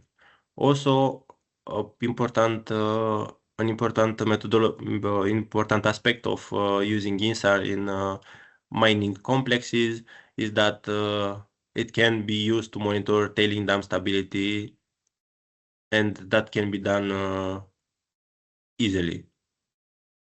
For example, this can also, how I said, can be an early warning indicator for the slope stability of the tailing dam, and all the preemptive measures could be taken in advance to prevent disasters. Like here, for example, for each individual point that you can see there from P2, P8, P12, there were measurements to see if there are some concludent movements, and as you can see, every point of the every point measured indicated a clearly downward movement or deformation of the tailing dam. Also, there are limitations related to INSAR usage in mining areas. One of these limitation is that it has a low revisit frequency that affects the changes that occur rapidly. One limitation is the vegetation cover, because usually, especially more isolated mines, are prone to a lot of vegetation cover. So here is the loss of coherence, and also the loss only displacement geometry, which can be mitigated with usage of the dual orbit ascending and descending orbits, how Professor Link said in the earlier lecture. As operational best practices for mining, we can have some rule of thumbs. For example, to observe slope instability, we can sorry for this. As common precursors detected for different failures, we can observe that for example, there are some precursors that are usually seen, like slope instability for gradual acceleration. Dam collapses usually have localized deformations before failure, like in the examples before, where the points were identified with negative trends with years before the disasters, and the subsidence that is represented by the long-term trend tied to underground voids and underground mining. Yes, and as some rule of thumbs, we can say that, for example, we should always have a baseline data set before the mining begins to have a clear view on which was the initial level, to always combine the descending and descending tracks to have a better observed geometry, to use dual techniques like PS and SBAS to capture both pointwise and the distribution motion, to always, if it's possible, to integrate ground-based sensors for this, to also establish thresholds and the automated alerts using trained analytics, like, for example, the inverse velocity. And also the most important one from my point of view is always to have a better personnel trained for the specific methodology. And that's all for the mining part. If you have any questions, please feel free to ask. Thank you, George. So from this presentation, we learned about the application of INSAR on mining. So starting from the considerations, the data available, and what workflows are available, as well as the pros and cons of different data types, and then leading to also some discussions on the methods and examples on some mining sites, and we also saw the limitations. So thanks for that, George. I would hand over to Dr. Hakan for the next application using the PSI approach on landslides. Hello, thank you very much. Can you hear me? Yes. Okay, And good. screen Thanks. is also shared. Okay, perfect. I'm Hakan Tanyash from University of Twente. And in 20 minutes, this time, yesterday we had some delay, but I tried to cover everything. We have a small application, which you see in the shared screen now. There is everything that Ling has generated is uploaded in this notebook in Colab. If you just open this link now, I'm passing into the chat. If you open this and if you click run all, while I'm sharing some slides with you, I hope it will be ready to go through it together like in 10 minutes. So basically, as I said, as you see, everything, all data set, the mean line of sight velocities from ascending and descending orbits is already uploaded this. So I will come back to this one, but now I would like to go back to my slides. Now I assume you see my slides. So we will talk about slow moving landslides and how we can exploit this data set to analyze hill slope deformation anomalies basically.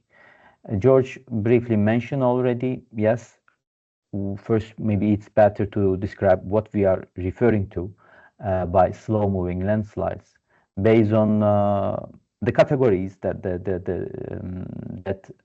which are available in the literature, the classification system to be more accurate. We are referring to hill slope deformation, which is generally less than 1.5 meter per year. That is the definition of slow moving landslide. And in this presentation, I will basically be referring to coherent soil or rock that's slowly moving downslope direction. It could be like sliding or flowing, but the velocity range should be less than 1.5 meter per year as part of this classification system. The question is like, if you are working in an open pit mine, as George was mentioning, yes, we are talking about a persistent human interruption, and we have always some failures. Sometimes it's natural, sometimes it's normal, sometimes it's disastrous. But outside of this mining scope, we also have slow-moving landslides, and how disastrous they are. Generally, they are not actually, because generally they may keep moving for ages, for decades, and they may, if they are in remote areas, they may not have any disastrous consequences. But sometimes they may also lead to rapid failures, catastrophic rapid failures. What you see here in this slide, a landslide, very big landslide, triggered during an earthquake in Turkey. And as you see on the top of this landslide, a village was there, and it also moved downward with the landslide body. This was a rapid landslide event, but when we looked at the same area after the earthquake, we realized that it was actually a slowly moving hill slope. So that's why if we know such sites, if these are critical sites, first of all, for some infrastructure or some settlement areas, we can have, we can monitor these sites beforehand, as we are doing for mining sites. And a few more examples, but I will keep it short to have some time for the later stages. And some other examples showing like you see mean line of sight velocities on a hill slope in an area again affected by an earthquake, strong earthquake. And as you see during the earthquake, the earthquake ground shaking created some tension cracks, and as a result, actually, we created a slow-moving hill slope. What you see in this plot, you see deformation time series with the black line before the earthquake. You see some up and down, some fluctuations. These are seasonal variations. And then now after the earthquake, the red line is showing the deformation trend, which showing a persistent trend, downward deformation pattern, indicating a slow-moving landslide. A similar thing in another area, as you see, deformation time series fluctuating, and then after the earthquake, we have a slow-moving landslide. So in these sites are slowly moving, but they may fail at some point. And in this case, we are basically looking at the meteorological variables, because we have precipitation, it increases, pore pressure, etc. And after a certain point, we may observe some failures.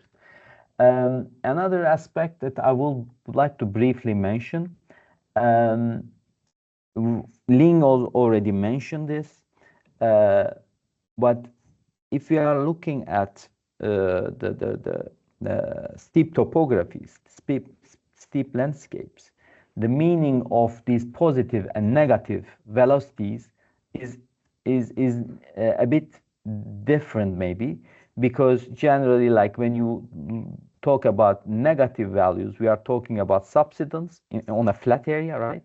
And if we are talking about positive values, positive deformation, we are talking about uplifting. But if we have a landscape, if we have hill slopes, depending on the aspect and the sensor looking angle, we may have positive or negative values indicating downslope deformation. What I mean is, generally, if you are having some negative observation, this means that we are some deformation away from the sensor looking direction. Okay, so for instance, in this case, negative values in this cartoon, negative values on the west-facing hill slope indicates that, okay, I have deformation away from sensor because I'm looking at the descending orbit. This is the line of sight.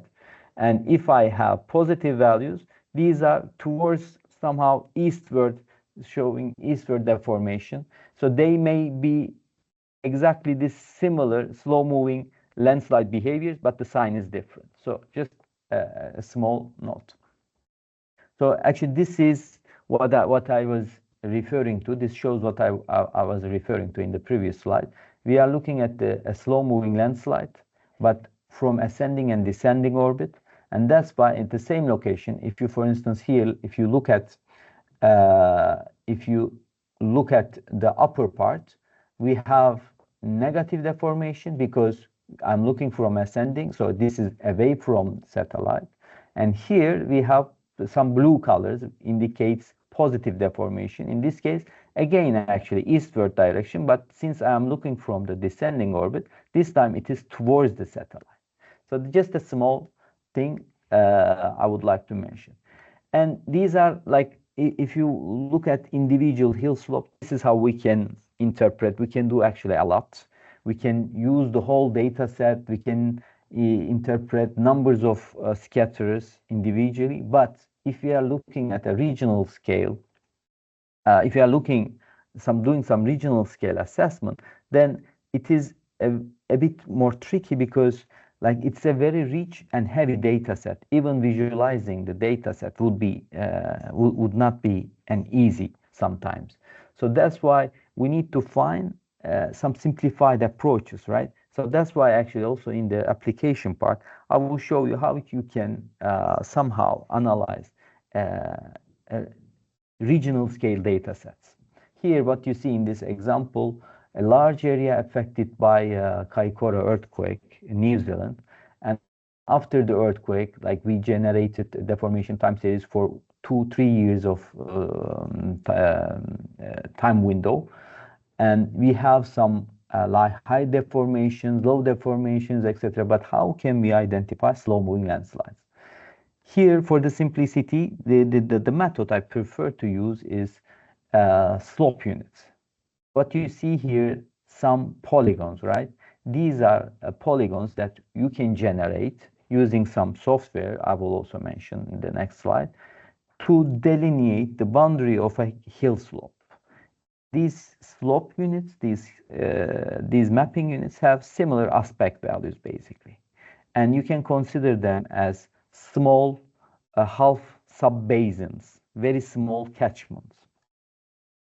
And if we have such physically meaningful mapping units, which you can generate using this code, you just need the digital elevation model as an input, and I'll provide also the reference for this tool. You can do it. Then you can actually aggregate your scatterers. Here, what you see in this big panel, we have scatterers from PSI, and then we intersected them with our slope units. And here in panel B, you see a zoom in view. These colors indicate mean line of sight velocities. Your black polygons shows your slope units. And once we aggregate them, we can assign the average mean line of sight velocities to each slope unit to better represent the area and deformation patterns. And also we can note it down. What is the standard deviation for each slope unit? We are indicating the average value, but there is a range of values, and how many points. So if you have more points and lower standard deviation, means that your observation is more reliable because it is consistent. And then you can visualize it like this after aggregating the whole area. And then, okay, we did all these, but how can we identify now slow moving landslides? First of all, an important remark is that we cannot be 100% sure if we are referring to a slow moving landslide or not if we do not have an in situ measurement, because these are all relative measurements and there are so many noises. In best case scenario, I would say we may identify likely area for slow moving landslides, like potential surface deformation anomalies. We can capture them, but to be 100% sure, we need to have a field check. So here, for instance, an example, but still for that simplified approach, what we are doing, or what is the rule of thumb in the literature, what you see here, mean of line sight velocities as a frequency distribution, and like the big bulk of the data set showing low deformations, right? Towards the sensor or away from sensor, low deformation. And then you have heavy tails in both sides. This is a Gaussian distribution. If you just filtered out the big bulk following first standard deviation, second standard deviation, or some quantiles, then you can filter out this portion and you can focus on the highest values, like per se extreme values in a given distribution. And after doing that, we can take a look at those locations specifically. And here, following that methodology, for instance, what we have done, for instance, in Kaikoura, in New Zealand, there was a hill slope with many scatterers before and after an earthquake. And you see a sample deformation time series. It was fluctuating, and then up and downs, there is no strong deformation. And then after the earthquake, we see a pattern. So then we label this slope unit as slow moving landslide after an earthquake. And we did similar things, and you can do similar things in regional scale analysis, some other areas. Okay, I'm wrapping it up, and we will jump into the notebook. But before that, it is also, I think this is encouraging, and also it shows that we should do more in Philippines, because what you see here is just a Scopus-based search that I did with some keywords, INSAR, Philippines, and slow-moving landslide, and there is actually nothing. Of course, you can refine the keywords and come up with some papers, but this shows that there are not much, at least. That's for sure. There hasn't been much done in terms of slow-moving landslide in the context of Philippines. So let's take a look at this notebook now, and maybe you will do something in the future. So I assume you click this one as we discussed before, you run them all, but I'm not sure if it is finished or not, so I will go through it, but no worries if it is still running in your case. It may finish in 10 minutes or so. Then you can do the same test later on, but I will introduce this to you in like less than 10 minutes. So here we're just installing some libraries and the data sets, which is in a repository, online repository. You don't need to have anything in your laptop. Everything is through cloud. I'm importing required packages, loading the data set, that link generated, ascending and descending orbit mean line of sight velocities. And then, as I mentioned, I'm with this block, step 2, I'm creating this frequency distributions, like histograms for descending and ascending orbit separately. And I'm checking first and second standard deviation. And just again, like this is just a rule of thumb. I'm saying, okay, let's check deformations larger than 2 standard deviation in both cases. Another note, like you can do it with line of sight velocities, ascending, descending separated, which is what I'm going to do. But also you can use horizontal and vertical deformation components, or you can also generate 3D decomposition and identify downslope deformation component, which I didn't do it because this is the simplest approach, what I'm going to show you. If you are more confident about the quality of your product, you can do those things, but sometimes it can bring some other uncertainties, like all these conversions you are manipulating. It's not wrong, you can do it, but you may also want to stick with the original output in some cases, which I'm showing you now. I'm working with only line of sight velocities. And then based on these 2 standard deviation in step 3, I'm just removing them, and then I'm visualizing them now. So in Link's case, like because it was a heavy data set, Link was using just 1,000 scatterers, but now we are using them all after filtering out based on these 2 standard deviation. And as you see, there are some high velocities here in the eastern side. There is something here might be interesting for us, but might not be interesting for us because another note, we have some flat areas here. And if you are looking at slow-moving landslides, we are not interested in flat areas. So that's why I created slope units, which is already here, uploaded as a GeoJSON file, and I already masked flat areas. So you can do the same using landform classification techniques. So here, then I'm just doing a technical conversion point to the data frame. And then I'm combining these scatters with the slope units here, 7, okay? And then filtering out only those slope units here, what I'm doing in step 8, I'm giving this number of PS points. Here, what I'm saying is, please only show me slope units where I have at least 1 scatterer with high deformations in both ascending and descending, because I'm examining them separately, and I would like to see deformation anomaly, if there is a deformation anomaly in both orbits.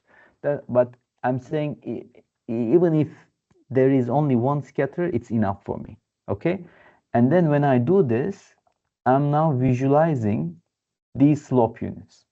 Not the whole area, but only slope units where I have at least 1 scatterers with high deformation anomaly. And then you can visualize them. I'm going a bit fast, but for the sake of time, I have to. And then in step 10, I'm exporting these slope units as a KML file.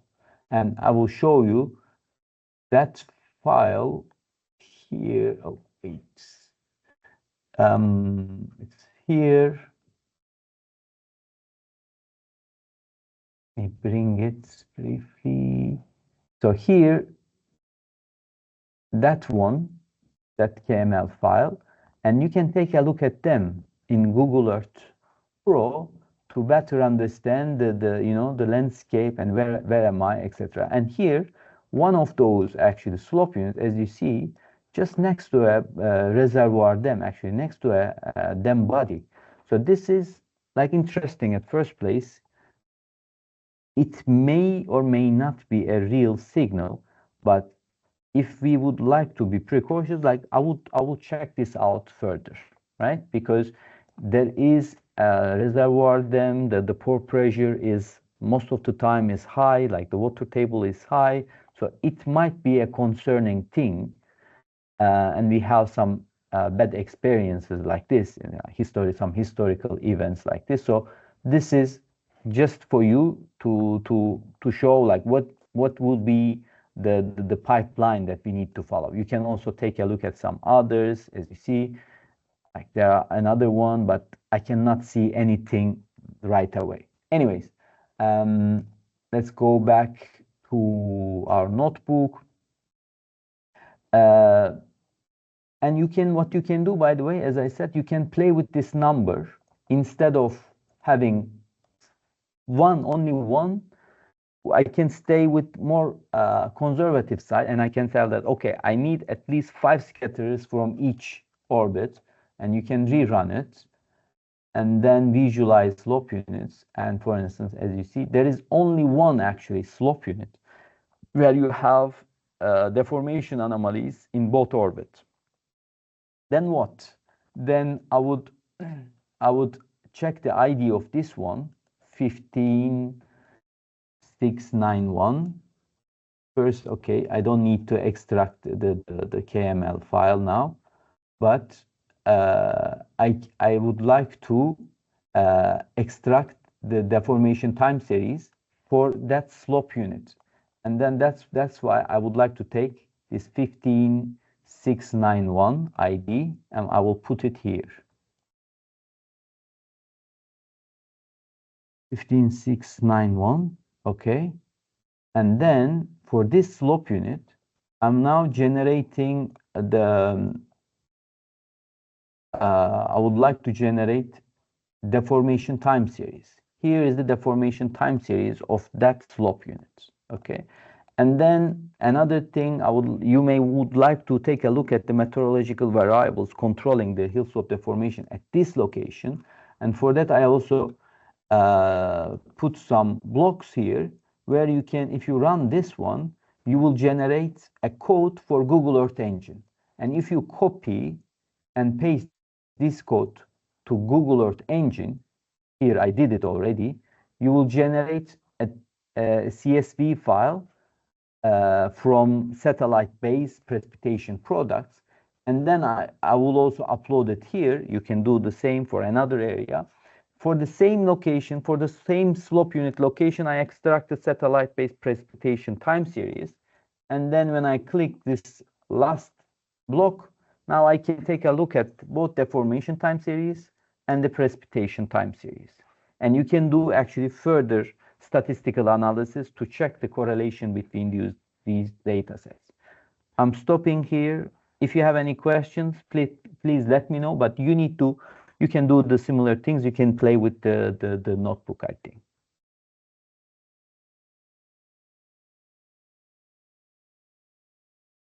Yeah, this is all from my side.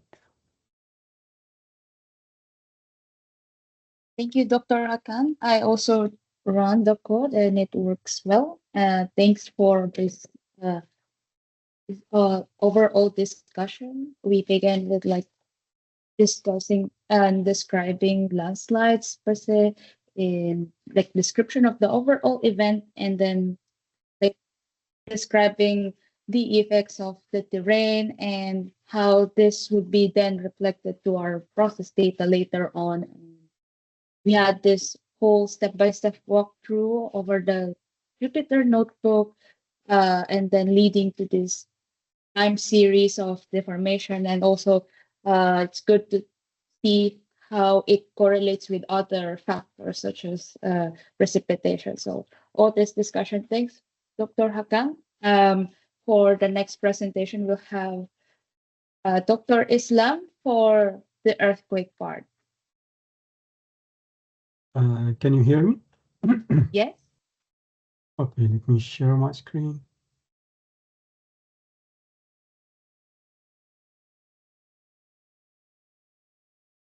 Can you see my screen now? Yes.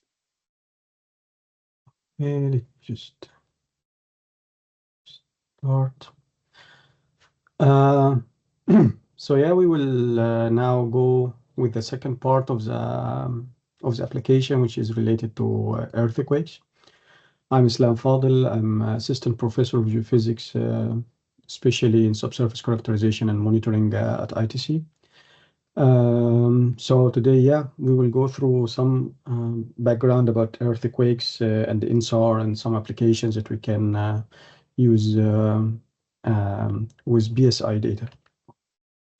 So just for the people in the audience with no background in geology or seismology, so the Earth is actually consists of different layers, and in these layers we have some layers that let me just get the pointer here.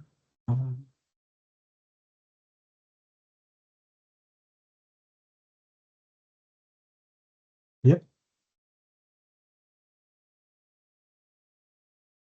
Okay, so now I have the pointer. So yeah, in the center of the Earth, we have the inner core, which is mainly made of iron based on our observations.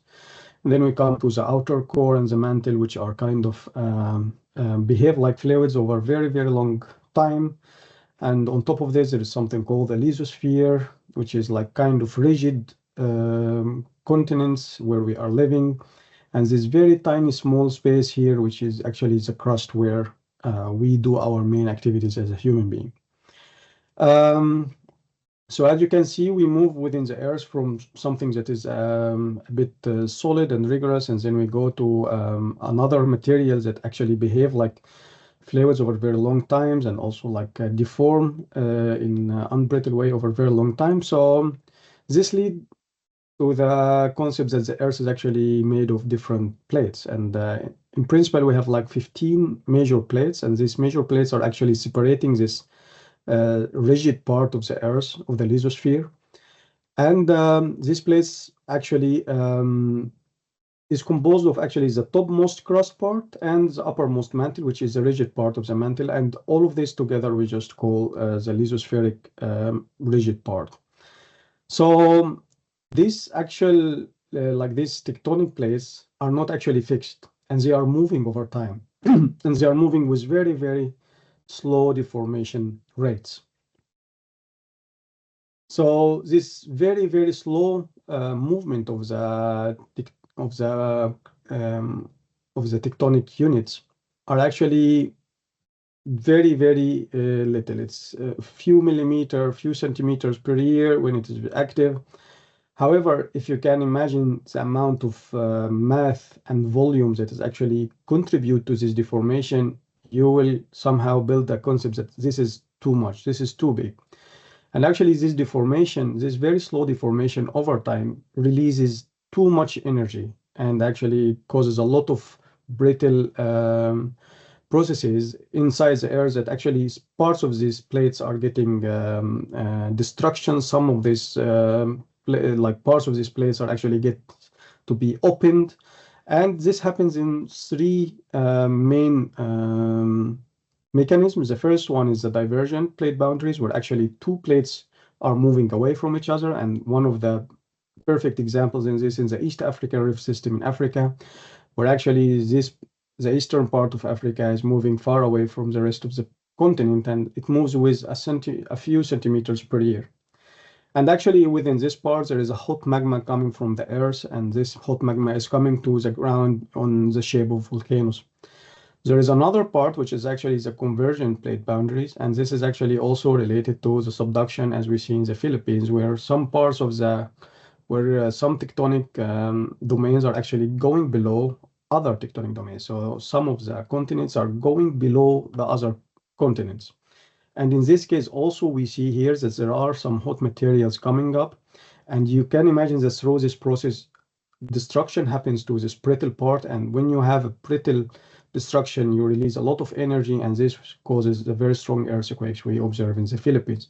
Another part that is actually associated also with a kind of opening, which is a transfer plate for boundary. And in this part, This is behave as a kind of transferring between the divergent plate boundaries and the convergent plate boundaries. So on this transform faults, there is usually a transfer of the movement from the divergent part to the convergent part. So in principle, as you can see, there is a lot of brittle damaging that is happening due to this movement of the tectonic domains, and it mainly releases a lot of earthquakes, and this happens mainly on 3 different type of faults. And faults means like there is a break in the ground, and this break in the ground is what we call fault, and it has 3 mechanisms. One of them is normal fault, as this happens when you stretch one plate to 2 sides. So you try to stretch this plate from here and there, and then it breaks in between. The reverse fault, when you actually try to compress, so you try to push the plate from here and the other plate from here, and then one is going above the other, and this is what is called reverse. And the strike slip fault, when you push actually one plate to one side, a single plate, part of it to one side and the other to the other side, and this also causes brittle deformations that actually release a lot of energy as well. So those are the 3 main mechanisms for the earthquakes that we actually observe on the Earth. So now earthquakes and INSAR. So INSAR is actually, as explained in the previous talks, it is very good in detecting millimeter deformation on the ground. And this can be east, north, south, depending if you would like also to do decomposition. And this is mainly due to these 2 different log angles that are actually offered by the recent satellite constellation, like for example, Sentinel-1. And for this, we are able to look at the Earth from different angles, and using this different angle looking, we can actually reconstruct the surface deformation between the revisit time of these image acquisitions. So actually, with this, we can detect this millimeter surface deformation that is happening because of earthquakes or any other phenomena. But in the case of earthquakes specifically, because this deformation happens along fault planes, specific planes where this energy is released, we can use the INSAR data mainly with GNS and seismological station to actually better understand how this earthquake happened, what was the mechanism associated with this earthquakes, and how the fault looked like. So we are able actually to reconstruct this mechanism and understand better what is going on this earthquake location. So just to give you a better visual idea, early formulations done by Okada and Wright in 1992 and 1999, they established a theoretical relationship that actually allow us to generate synthetic data. So we can create actually a synthetic fault, we can make a movement over these faults, and we can generate the surface displacement associated with these faults. A good rule of thumb that is actually, if we have an event with a magnitude greater than 6 and depth is less than 10 kilometers, we usually are able to detect the surface deformation patterns. And actually, we can reconstruct this using the INSAR data. Here there is an example of strike slip movement. And in this part, you see that this part of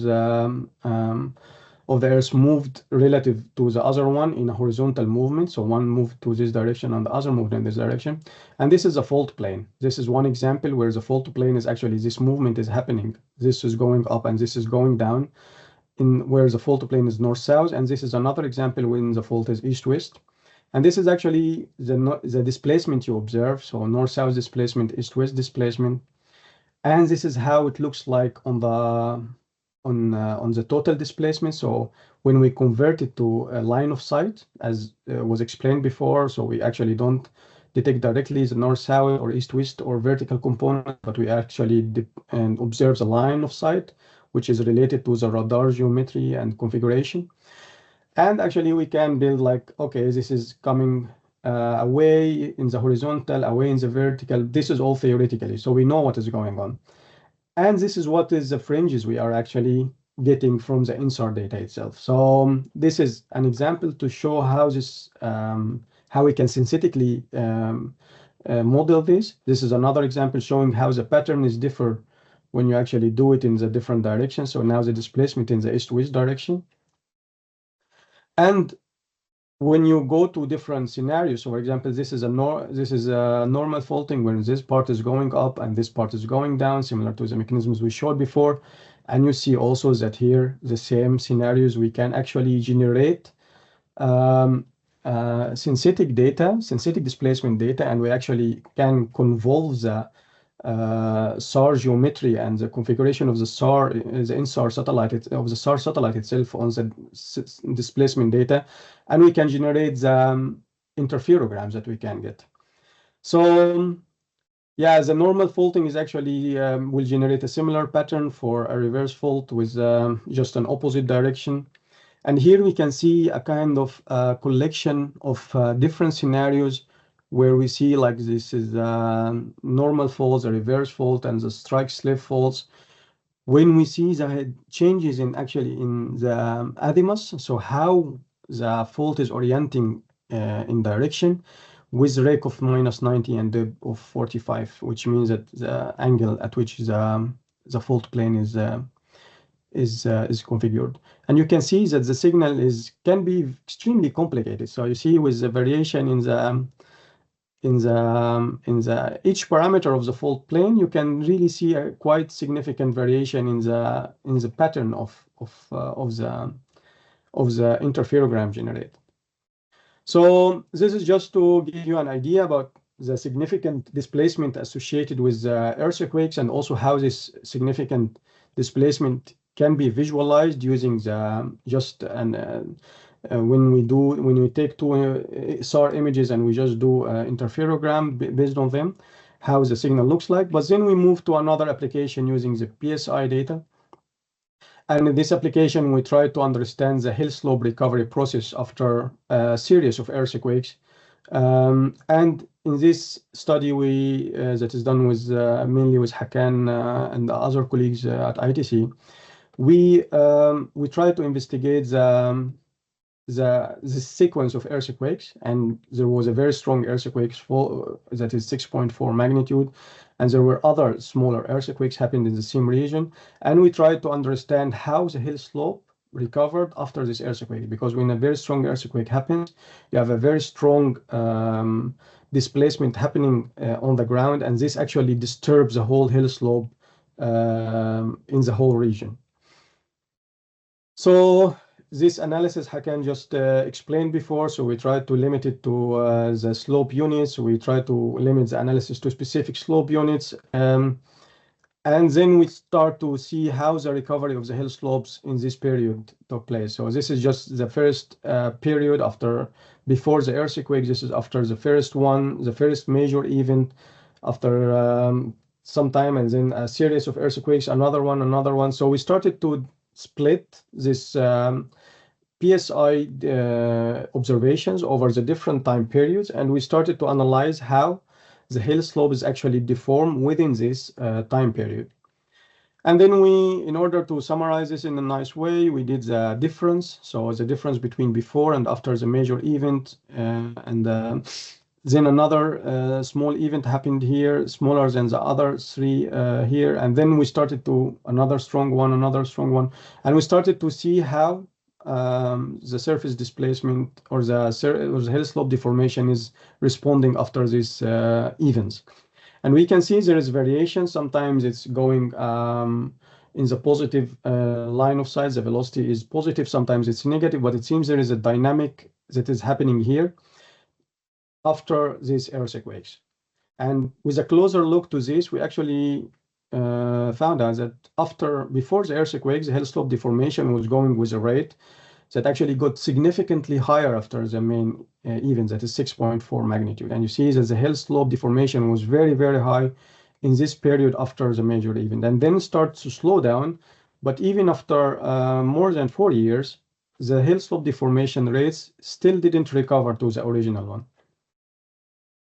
And then when we took a closer look and we tried to compare with precipitation and total terrestrial water storage and how does it correlate with the deformation rates we observed, we actually found that after the main events, there was a disturbance in this correlation we found a general correlation, between the variables and the deformation rates. But actually, specifically after the major event, we realized that the correlation was heavily disturbed, and this is basically because of the strong displacement happened by the earthquake, by the strong earthquake in this region. And we did some wavelet analysis to find out the correlation, and we realized that there are some blobs in this area that means that actually there is decorrelation happening in this period of the analysis, which is basically related to the very strong earthquake happened in the region. So now this is just an overview of what is like a kind of applications that can be done with PSI data. And now I will take you to this GitHub repository. So let me just go out here. So in this GitHub repository, you will find 4 tutorials. The first 2 can run in Colab. The other 2 actually needs you to install locally Anaconda and some packages, and then you can run them. But we will go through them very quickly. So the first one is actually simply using, we try to generate, first of all, in order to run it, you need to uncomment this first and run this to install the required package to do the analysis. And then in this part, we try to build a deformation, synthetic deformation, we plant at Gaussian displacement, and we do this. So you see first that we have a grid size of 100 by 100, and we make just 0 displacement everywhere. But then we plant a Gaussian displacement in the vertical direction with a maximum of 10 centimeter. Yep. And then this is how does it look like. So this is the synthetic vertical displacement. And then we try to, let me run this first. So it's just still, and then when we try to calculate actually, okay, if I have this vertical displacement, how does the interferograms will look for different satellites? So we know that L and C and X bands have different wavelengths and different configuration. So actually, I assume here some satellite geometry, that is, you can change based on the satellite you are looking for. Here, this is a line of sight vector, and then I specified the specific numbers based on the literature about the average for the L band, the C band, and the X band. You see here that this is 20 centimeter, 5 centimeter, and 3 centimeter. And then I started to calculate the interferograms that can be distributed because of this synthetic vertical displacement field. Yep. Let me just see this still. Yeah, I have it here as well, so I can just, yeah, okay, I think the Okada wrapper will be quick.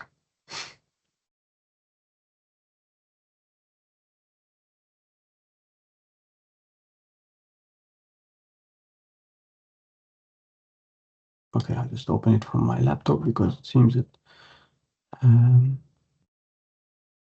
so yeah.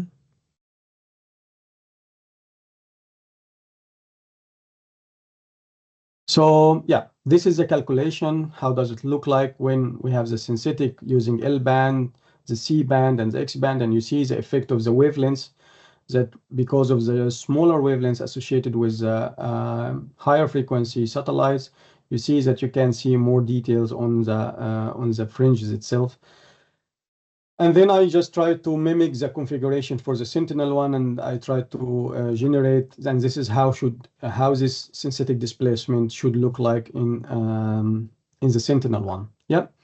Then the other notebook will actually take you to much farther to work with the Okada paper, and this paper was published in the Okada formulation. This was published in 1992, in which actually I put here a few synthetically generated configuration for reverse fault And this reverse fault has a length of 20 kilometer and fault width of 15 kilometer and depth around 10 kilometer depths. And then I started to synthetically generate parameters to actually generate the vertical displacement associated with these faults. And you can see also you can plot, besides this vertical displacement, the horizontal and the east-west and the north-south. And then I implemented also the same configuration for a C-band satellite, and this is what is the interferogram you expect to see. I did the same for normal and strike slip fault. So this is a strike slip fault, and this is how does it look like, and this is a reverse fault, and how does it look like. This is usually very useful if you would like to better understand the earthquake and how they look like on the INSAR. Then there will be a third tutorial that is actually, for this one, you need to install locally Anaconda and create an Anaconda environment. And in this one, actually, I'm working with the data that is also generated by Link. So it is the same thing. So I first load the data, the Sentinel-1A and B ascending and descending data. I do some calculation here. I reduce, this is, I plant directly the region of interest because I would like to do some plotting and just try to summarize the data for longitude, latitude, and the velocity. I get the region of interest, I print it, and then here I just plot the data. So this is how the data looks like. This is a velocity, a millimeter per year, and this is for all the data points that is actually in the database. And then I start to go further. So, okay, I would like to get the data, the earthquakes that happened in the Philippines at that time, and then those I used another library that's called OpsBy, and you see that there were like 5 strong magnitude earthquake in this time. And I just manipulate the data to arrange this earthquakes in a data frame. And this is how the data frame looks like, longitude, latitude. And then I just plot these earthquakes with the size as a magnitude and the color as depth. So this is just a simple exercise to visualize earthquakes. And then the last one, which is actually, I use the PSI data just for the big earthquakes that happened on the 2019 in April. And for this one, I try to calculate the average displacement before and after and see if there is any variation in this displacement. So I also, again, I load the data, I get the descending and the ascending and descending data, and then I just plot them to see how they look like. And then I got some statistics about the start and end dates, and I try to split my data before the earthquake and after the earthquake. So I here define the origin time of the earthquake, which I got from the catalog that I just generated from the tutorial before. And here I compare, actually, just I took 10 random points and I just plot the average displacement, the average velocity before and after. And you see that actually after, usually the average velocity is a bit larger. But also be aware that this analysis is also kind of biased because we only have 2 years of data and only we have 4 months of data before. But this is just to show you what you can do with the data. And then actually I try to calculate, okay, what is the average velocity before? And you can see that the velocity is not that strong except on the on some hill slope deformation patterns here that I can reflect it off.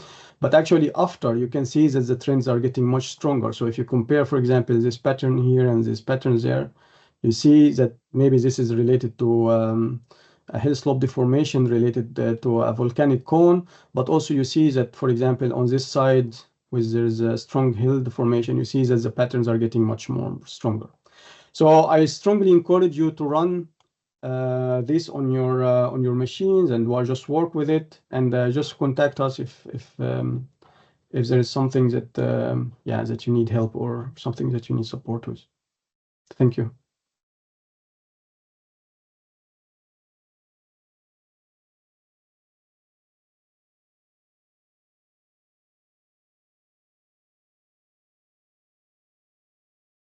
Thank you, Dr. Islam. So for the landslide part, we had this whole again a walkthrough over like the description of the event, and then like understanding the sequence of earthquakes and how we can apply like the STAR techniques to understand the process. And then we had this whole work exercises wherein we can really understand more INSAR. So there's like this synthetic code to understand the displacement and how the displacement should look like when it's plotted on Sentinel-1 images, and there's more work examples to understand the earthquake. So thanks for that, Dr. Islam.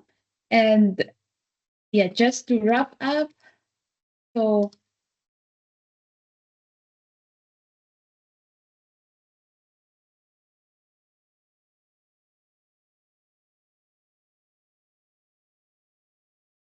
just to wrap up, so we now have finished the ground motion monitoring practicals. So if you have questions, so right now is the good time to ask questions. You can put them on the chat or also unmute yourself and also ask questions right now. So we had all this lineup of experts with us today to answer your questions.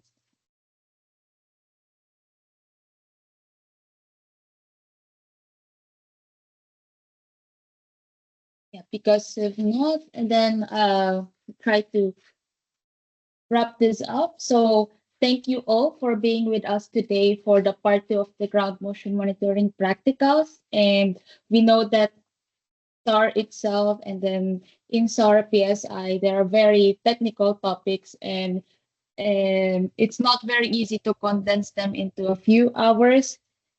I hope we learned a lot from the discussions today, also like from the discussion that there's still some gaps in the research in the Philippines when it comes to slow moving landslides. So there's a lot to be done in terms of ground motion research. So I hope we can apply them to our further work. And also we do today, that's why we're especially grateful to our SAR experts. So from ITC, so from Dr. Ling, Dr. Pinchan, Dr. Hakan, Dr. Islam, and then from GMV, so George is here.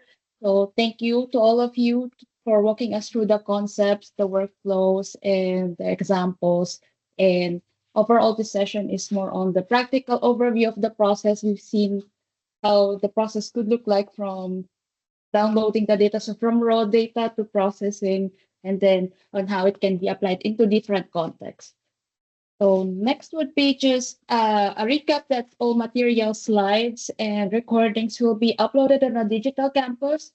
We highly encourage you to browse all through our series of courses and also encourage you to participate in some small feedback forms on the course and a small quiz also. And by filling up these 2 forms, you'll automatically generate your certificates.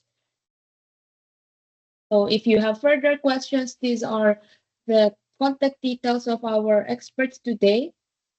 And for those who want to go deeper on these topics, we'll have our last part 3 of the training series around August. So we'll keep you on the loop for that, and you'll get the chance to meet our instructors again and have the more hands-on with the CopPhil ground motion monitoring service on site or also online. So thank you once again for joining us, and we hope to see you again soon.